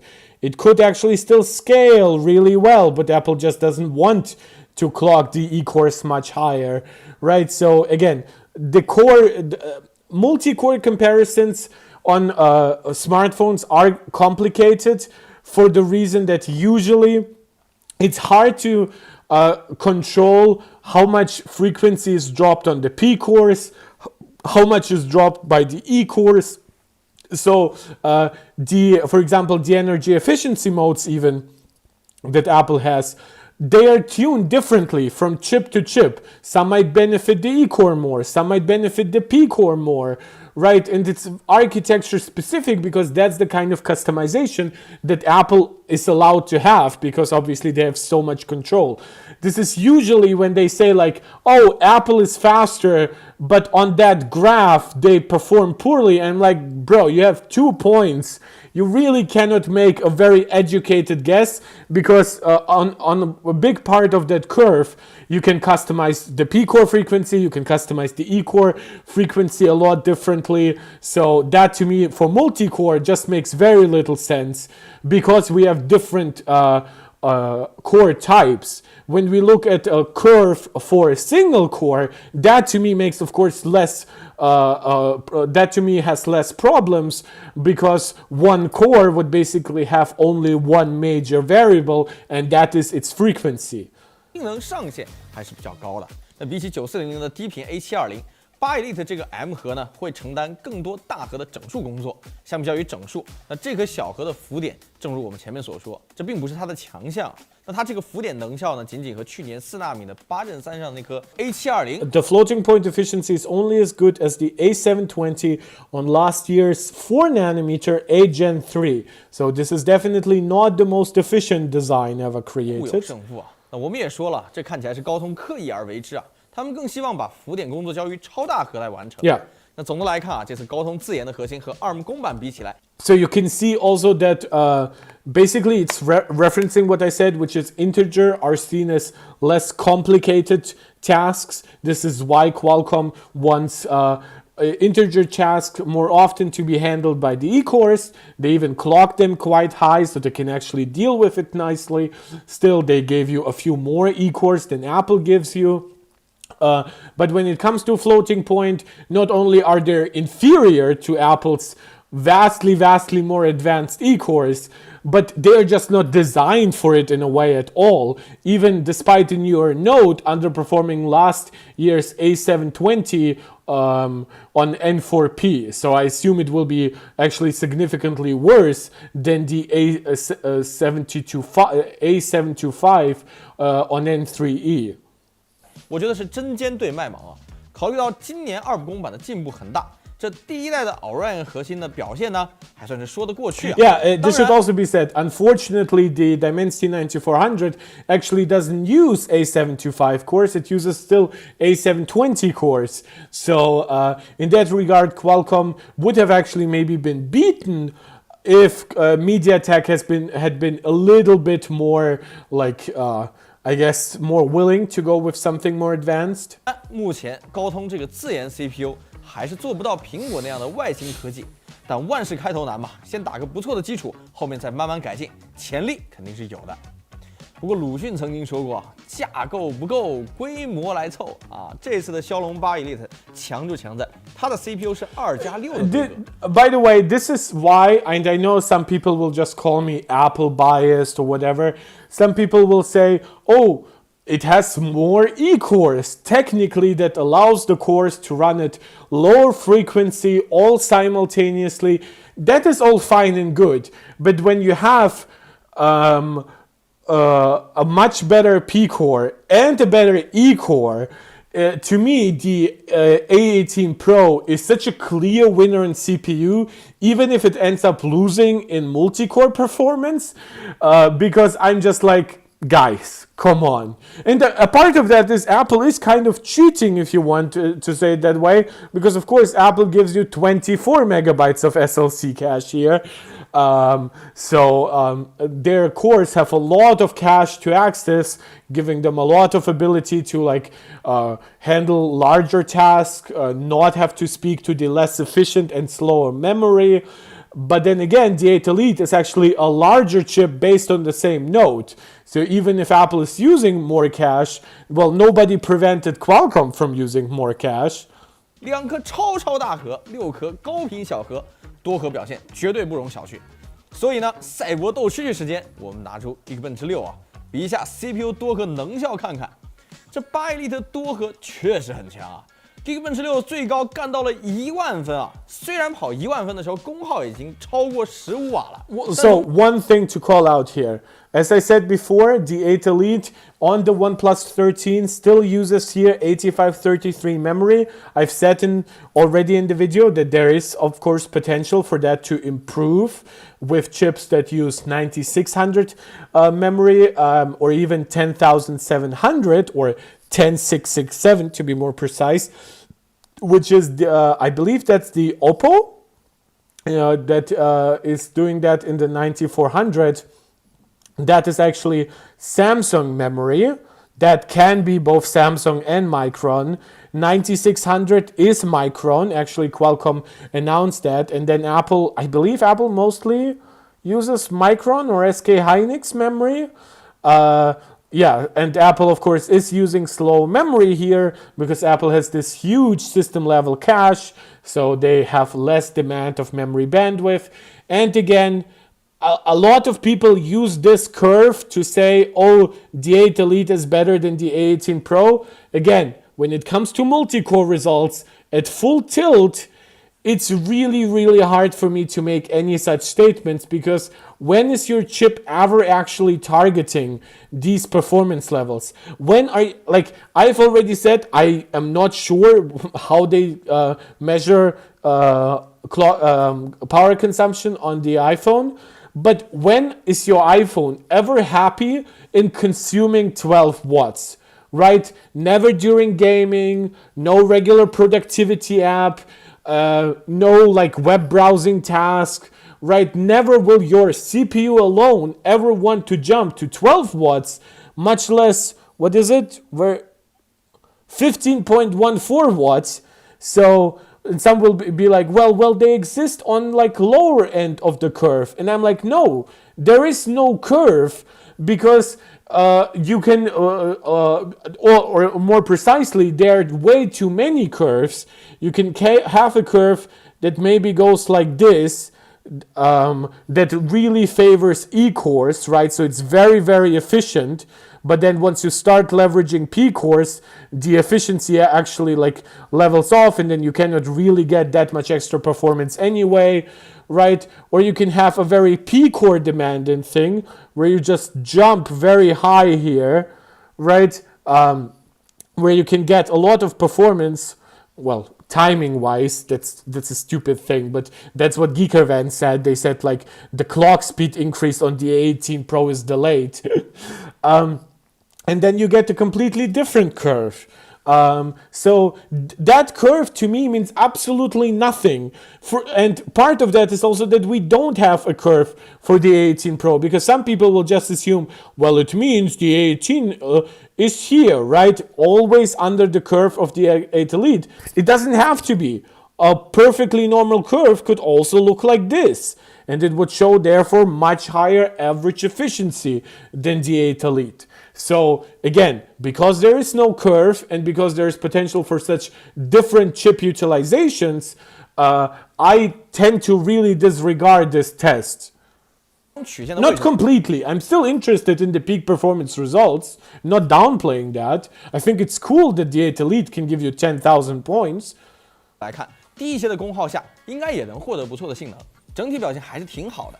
那8 Elite 多核能效呢，基本上很接近苹果 A18 Pro， 甚至在低功耗区间啊，它还能赢过 Again, completely meaningless. You have only one result here for the A18 Pro, which is, and again, we have no idea in what way Apple might not even want to run too many cores simultaneously, but they might want to leverage the P core still so that the user interface is still fast during efficiency mode. You really cannot compare that, because throughout the thing, right, if you just assume Apple could, at 3 watts, Apple could just run, let's go back here.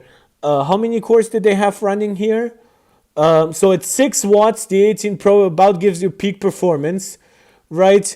They do not have, again, a curve here because they do not have that root level access to just change the frequency however they want. So again, that curve for the 18 Pro could be anything from terrible, right, and just fall off and just always stay under the curve over the rest, or more likely it could just mirror it but be higher up. Or it could be a complete destruction and just sit like that, right?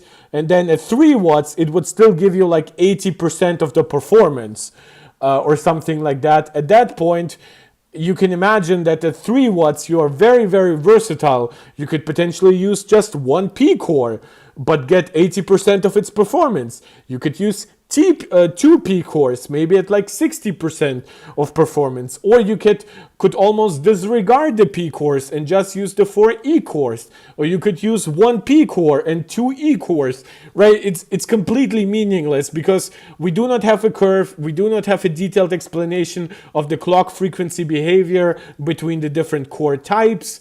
This is why individual points versus full-on graphs are very bad comparisons, and individual points versus a graph that should actually be more like 20 graphs is even worse of a comparison. 这8 Elite 多核确实很强，明显强一些。那如果和上一代8 Gen 3对比的话，那这次 CPU 的多核提升啊， And again, they do give you this wattage result for Geekbench 6 multi-core. But Geekbench 6 multi-core, I recently tested power consumption on my M1 Max MacBook Pro, and I found that Geekbench is very spiky in the sense that a lot of the time it just runs at for example, this is a 35 watt chip or something, and it sometimes reaches 33 watts.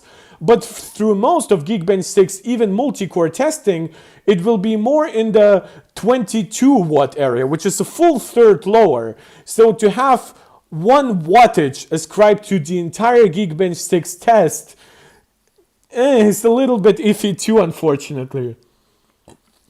And again, they did have all those graphs for spec. Does spec not test multi-core? Why not? If it doesn't. 8 Elite 仅需6瓦多，也就是1半多点的功耗，就能够实现8 Gen 3满血11瓦。Yeah, the efficiency gains from the last gen to this are real though. So while I will criticize sometime them making statements about the A18 despite us not knowing, does the graph look like this or like that, right? The fact we of course do have graphs because they do have root level access to those Android chips, that comparison is more valid. It still has its issues, but it is more valid. 那聊完 CPU 呢，我们再来回到这个 dashboard 上，再来好好聊一下这个 GPU 啊。那这3块拼在一起的呢，就是这个 Adreno 830 GPU 了。高通这次给 GPU 引入了一个新的概念，叫 Slice 切片组啊。每4个 CPU 呢，它分成了一个切片组。那8亿这颗830 GPU 就用3个这样的切片。This is really, really good for very basic, uncomplicated tests where each part of the image uses very little cache. This will actually help a lot in super duper basic tests. 片组总共组成了12 CU。那么单说 CU 的数量，它比起8 Gen 3就翻了1倍。但每组 CU 的内部设计应该也是有比较大的变化的。那从 dashboard 上呢，大家就可以看到啊，这颗 GPU 每个 slice 都会配备4兆的缓存，总共12兆。给 GPU 配大量专用缓存，这个思路就非常像这2年的桌面显卡。高通的 GPU 呢，一直都像个黑箱一样，很多东西并没有那么透明。不过呢，我们还是通过了一系列逆向测试做了点挖掘啊。这次 Adreno 800系的新架构啊，在渲染管线上的变化还蛮大的。那么以往的高通 GPU 呢，或多或少会用到 TBR。我们之前有简单讲过 TBR， 这是移动 GPU 特色的一种处理方式，它会把完整的画面切成块。Really?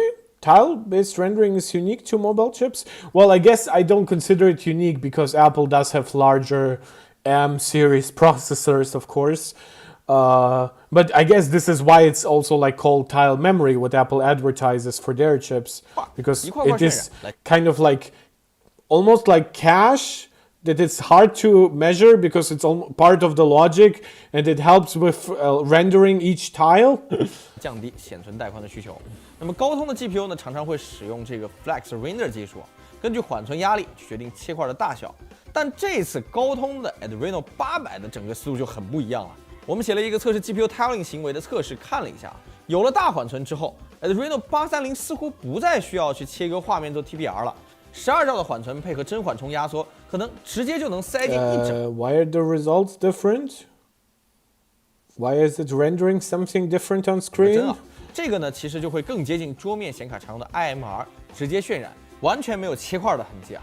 不知道高通是不是有意想把这个架构呢往 PC 那种大 GPU 的方向去靠？感觉还是非常有野心的。频率方面，这颗 Adreno It definitely seems, by the way, in regards to how much power it uses, it seems vastly superior to what the X Elite GPU does. So I don't want to downplay this in any way. It's cool. It's definitely a better, definitely a more efficient GPU too. 830的峰值频率也是再次拉高到了 1.1 G 赫，比上代又高了一些啊。它的性能能效到底怎么样呢？我们现在就来看看 3D Mark SNL 能效曲线。本来我们觉得940的 GPU 这么强啊，高通今年where's the A17 Pro here? Not at all. How are they testing the A18 Pro here? Are they tuning it to different clock speeds? Like how do they get it to perform worse in different ways? Because I would imagine it performs worse in its efficiency mode, but where do they get like the middle result then? 年应该很难赶上，结果没想到高通今年也很强。尽管8 Elite 的 GPU 能效整体还是惜败给了940啊。Also, I've asked you guys, where does your CPU alone ever use 12 watts? No idea. It's like this is really weird because we have like gaming tests that show like 80-90% utilization where the entire SoC uses like 5 watts. We don't even have the base M series chips really beat like this high of a GPU performance until like the M4. So the fact that Apple is doing that with 40% fewer GPU cores than the M4 on half the memory bus is really weird to me. Again, like maybe it's still Nomad Lite, but this is again not indicative of real world games, and we will see that surely. 考虑到内存差异，8 Elite 的 GPU 高功耗段用高频内存应该还能够发挥得更好。相比较于8 Gen 3，8 Elite 的 GPU 也是明显带来了巨大的进步，同功耗下的性能提升了超过30%啊。那这次 GPU 的表现还是很不错的，不错的 CPU 加上不错的 GPU， 这1+13的游戏性能是不是会很给力的？老规矩，我们来跑几个游戏看看。首先，《原神》在标准的 810P 分辨率下，反正大家都能跑60帧嘛。Okay, these chips, they are slight. Okay, let's look at resolution first. 1782 by 8100. So the iPhone is running here at the highest resolution. Which one is which chip? Where is the 13? The 13 runs at 1782 by 810. It uses about the same amount of power as the A18 Pro. It gives you slightly higher performance averages, which in a 60 FPS limit, that actually could mean that it is more powerful in significant ways. We do see some frame time spikes here on the A18 Pro that are more significant, where the OnePlus 13 seems to be very, very closely just hugging the 60 FPS limit. The iPhone does run at higher resolution, so on average it actually gives you more frames per second here, but or more pixels per second. That's meaningless though, again, because there is the 60 FPS limit. But I guess it's a really, really good thing that they finally, this is why I said this is the most impressive thing to me, because this is a real world test. I've talked about it in the past. Do I have Twitter open? I still have it open. Bookmarks, all bookmarks. Mark is looking for his bookmarks.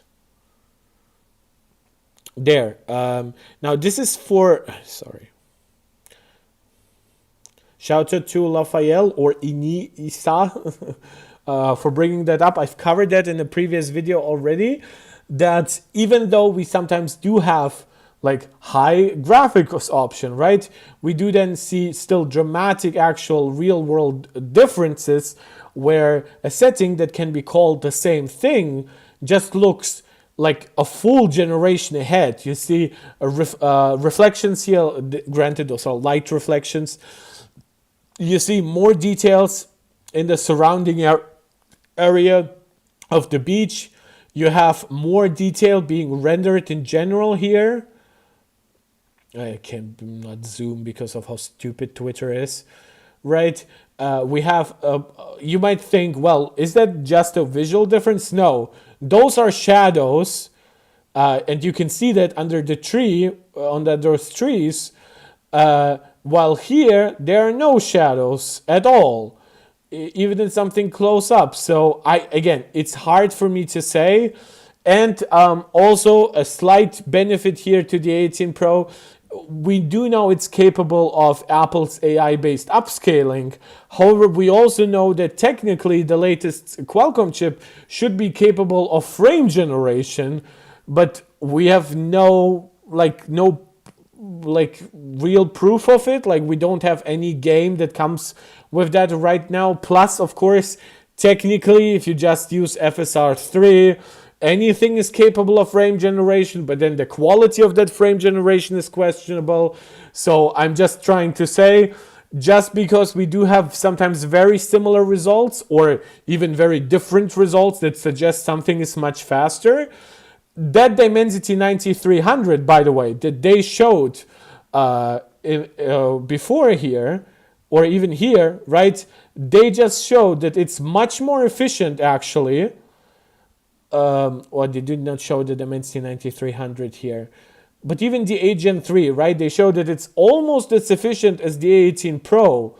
And then in the real world, you find it actually consuming like over a third more energy, right? So whatever graph they were drawing you here, that graph definitely is not very reliable. Or can it be in your eyes? So yeah, it's really hard to say.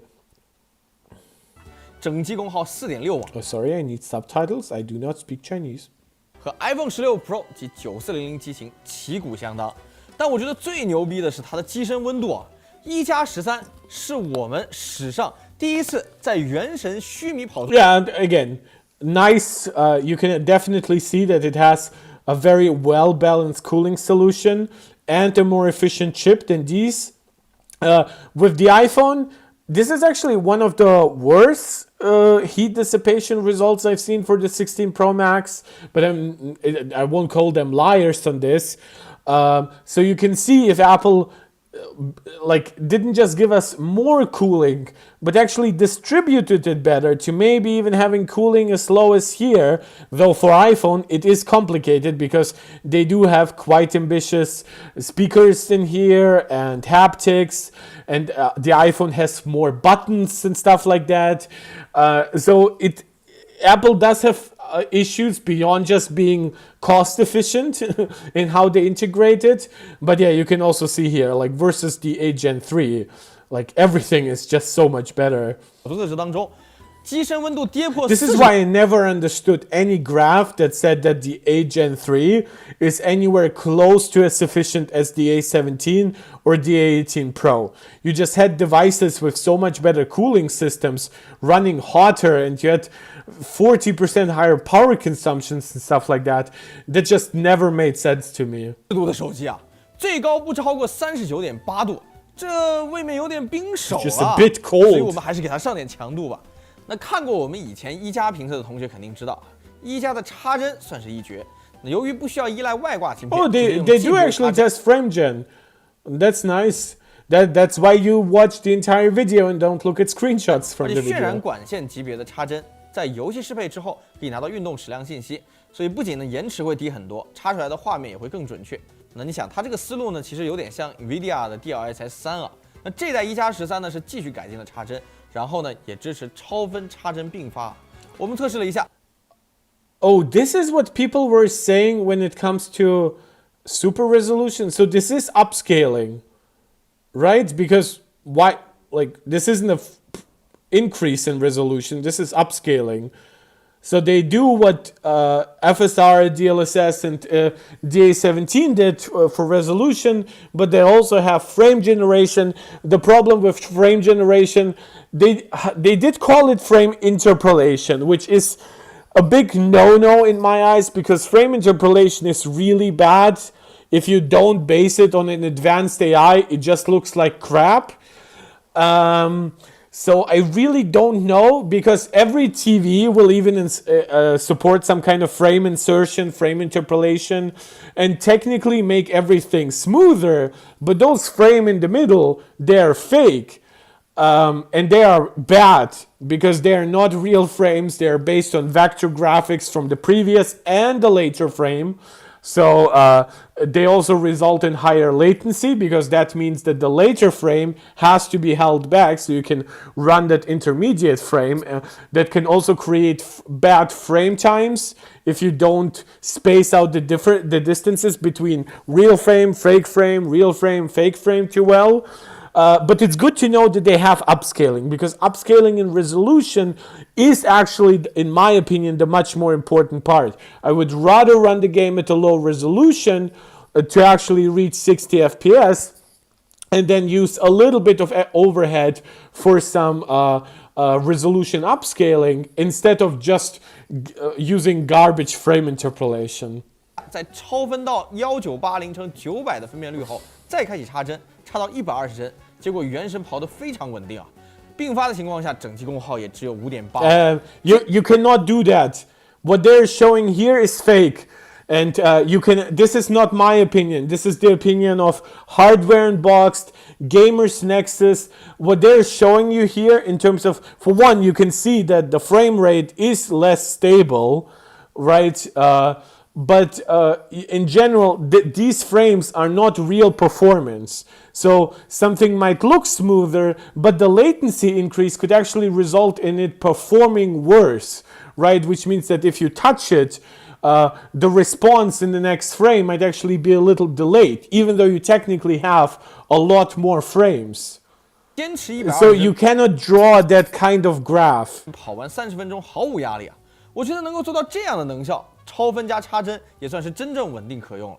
再来试一下崩坏星穹铁道啊，哪怕是皮诺康尼这种极高压的场景，一加13跑的也很顺利，全程满。Okay, the Agent 3, 8 watts, the iPhone at 5.2 watts, the iPhone using the lowest power consumption here, but actually underperforming a device here with the 9400 and the X Elite. You can see that the frame time stability is also much better here on those chips. The iPhone, I believe this is one of the tests where the iPhone does run at higher resolution across the board. It's not a game-changing higher resolution, but it definitely changes the efficiency calculation. This is one of those tests where it would be really nice to put the A18 Pro in something like the iPad mini, because as we have seen from the A15 chip, when you put it in the iPad mini, it was capable of running then at 6, 7 or 8 watts. So I would like to see at what wattage the iPhone would hit 60 FPS in here. 真毫无问题，而且整机功耗甚至控制在了6瓦以上。Sorry, I still need subtitles. Haven't learned Chinese. 比起天玑9400的机型还要再低0.1瓦。最强的是它的插针在崩铁里工作的居然也很顺利啊！跑匹诺康尼竟然还能坚持30分钟，平均119帧啊！那功耗这个时候呢已经来到了7瓦，但依然 I've said my piece about frame insertion. 1+13，59.3帧，5.3瓦，比9400机型的能效还要更好，机身最高温度甚至只有5.3瓦，比9400机型的能效还要更好，机身最高温度甚至只有5.3瓦。Okay, now the iPhone runs at a suspiciously higher resolution. Jesus, why do I always have to do that? So that's 1705 times 786. That's 1.34 megapixels. And then that divided by, where's the divide button here? By 1582. And 847 divided by 718. That's an 18% higher resolution that the iPhone runs at. So again, really, really hard to compare. I wish you could make the iPhone run at a lower resolution or at lower settings here, so you can actually hit 60 FPS and then see what wattage you need there. But yeah, I hate the fact that we cannot do one-to-one testing in the way we do with like desktop GPUs, where you can really set the game to specific settings. I wish more games and apps in general on like mobile devices supported outputting to an external display with like custom resolution and frame rate. I think that would actually be really, really cool and helpful. 瓦，比9400机型的能效还要更好，机身最高温度甚至只有42.1度啊！这散热堪称离谱啊！查看 CPU 调度，你会发现呢，这种以往我们认为已经很高压的游戏，跑60帧已经没办法给8 Elite 的 CPU 上什么强度了。几个 CPU 的频率都是跑到1.8G 赫不到啊，堪称轻轻松松啊。那我们还测试了一下王者荣耀，看看这个低负载游戏的能效。那么1+13呢跑。Right, I assume this is 120 FPS and 60 FPS, and this is them calculating the wattage. 60帧极致画质，整机只有1.9瓦的功耗啊。Yeah, okay.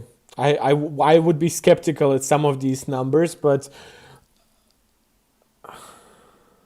3 watts, 9300 uses more power here, the 9400.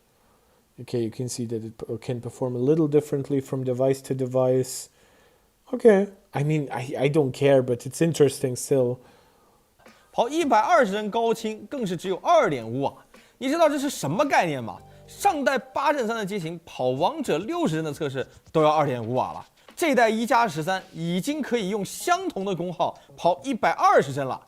这个能效啊，是真的挺惊艳。They don't give us resolution settings. I mean, they did say that it's at highest quality, so maybe just adapt to the resolution of the screen. 其实我最关心的还是8 Elite 机型的续航怎么样，但目前呢1+13还没完全解禁，很多东西还不能聊。The 这个呢就等到我 OnePlus 13们 is 后面 not 再 yet 来看 fully 看吧。 ready. 至少从我们今天对 CPU、GPU、游戏性能的详细测试来看，这代I love that they make the GPU test. I know the GPU testing is like CPU plus GPU combined, but he said it himself. There's no CPU bottleneck here. So unless, like, at that point, his GPU tests are completely artificial, though, because in what scenario, like, are you gonna let your phone do like 3D rendering at 12 watts?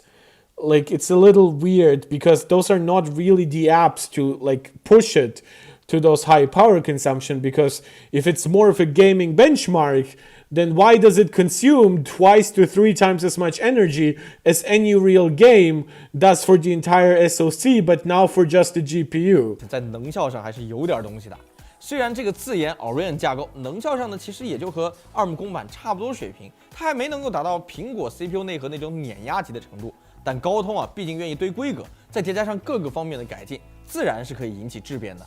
那么前几天测发哥9400的时候呢，我们就特别担心啊，发哥今年这么强，高通到底能不能赶得上？现在看起来啊，这高通是丝毫不虚啊。那这台1+13呢，我们测完也确实觉得是性能制霸了，不知道在座的大家觉得满不满意呢？好了，以上就是本期节目。Okay, I think that's a very big statement to make after 3 games being tested. Like there is so much more to mobile gaming than just games from MiHoYo. Like this is sorry, like Dame Tech. Where's more recent stuff? So he tested PC emulation, but like he tests everything from like Wuthering Waves, which is like kind of the biggest benchmark here. He has Genshin Impact, Call of Duty Warzone Mobile. I believe like even Grand Theft Auto in emulation and stuff like that. So while the games he uses are pretty similar, but then he also tests like the AAA games that are on iOS. And then of course like Mr. Mac Wright, for example, now he will limit himself to testing Apple devices, but historically that testing has been really, really good in actually giving you a good impression of the average user experience, right? So it's very different from just saying, oh, this is 5% faster. No, he will say like, oh, you know what, frame rate was stable, the device got hot. So while it is less scientific in a way, for smartphones, which are very complex devices with an interplay of Wi-Fi, 5G capabilities, the RAM sometimes being taken up, even something simple like sending and receiving messages, taking photos occasionally, right? Where it's not just the RTX 4090 running with a 1000-watt power supply in like the largest, best cooled case ever. I just always feel like this kind of testing is closer to my heart, and I wish these guys would have access to like all the devices they would need to conduct those tests. And I've said even in the past that I wish that Apple would give that metal overlay also a power consumption metric that was really correct and maybe even differentiated between CPU power consumption, GPU power consumption, total SoC, total board power consumption, even total system power consumption with like how much the display uses or stuff like that. So that to me, that would be something that I would eat it up, because that would be so much data, so much good data, so much data that I could trust. It would be similar to like what they get here with like that root level access. Alas, unfortunately, we do not have quite that same benefit for the Geekerwan results for iOS devices. But guys, you asked me and I did react to Geekerwan or Geekerwan. I always forget which one is the correct way to say it. I guess it's Van, but I've always said when, so I just keep saying it. Again, we have reacted to so much today, from of course the confirmation of Apple bringing us M4 Max next week. Unfortunately, maybe not in the way that some people wished, people who wished for a keynote. And I broke down the expectations I have for M4 iMac, M4 Mac Mini, M4 MacBook Pro. And then I went into a lot of Apple competition coverage, covered the Qualcomm versus ARM lawsuit, covered the introduction of the Snapdragon 8 Elite. We reacted to how it's currently performing in Geekerwan's testing. gave some basic comparisons to like the A18 and the Dimensity 9400. So we actually did a lot today, a lot more than I planned on doing. We've been streaming for over 2.5 hours. Thank you guys so much for tuning in. Before I leave you, as always, a shout out to the YouTube jazz, as we call it around here. Like the video, share it to anybody who you think might enjoy it. When the video has been uploaded, please comment on it. Helps tremendously with the algorithm. Subscribe to the channel if you haven't yet done so. Whenever you catch me live, consider leaving a small donation in the form of a super chat or super sticker. You can become a channel member right here on YouTube or a supporter over on Patreon. So there's plenty of ways which you can just become a part of the community or even an awesome direct supporter. All help is very much appreciated. I will probably not be able to stream this entire weekend, maybe a small stream on Sunday. And if I manage to stream on Monday, which is a big if, then it is going to be, like, for me, a late night stream. Like, it would be starting at about the time where I'm ending right now. So I will let you know how that works out. Of course, I would love to cover all the M4 Max daily, but that's just not in the cards for next week. But hopefully, I will be able to at least do a Tuesday stream in the evening, in the not too late evening. Still later than usual, but maybe not quite 10 p.m., which is what it is for me right now. That being said, we are finished for today. I hope you enjoyed it. As always, thank you so much. Let me know what else you would like to see me cover. And this is Mark Tech, tuning out.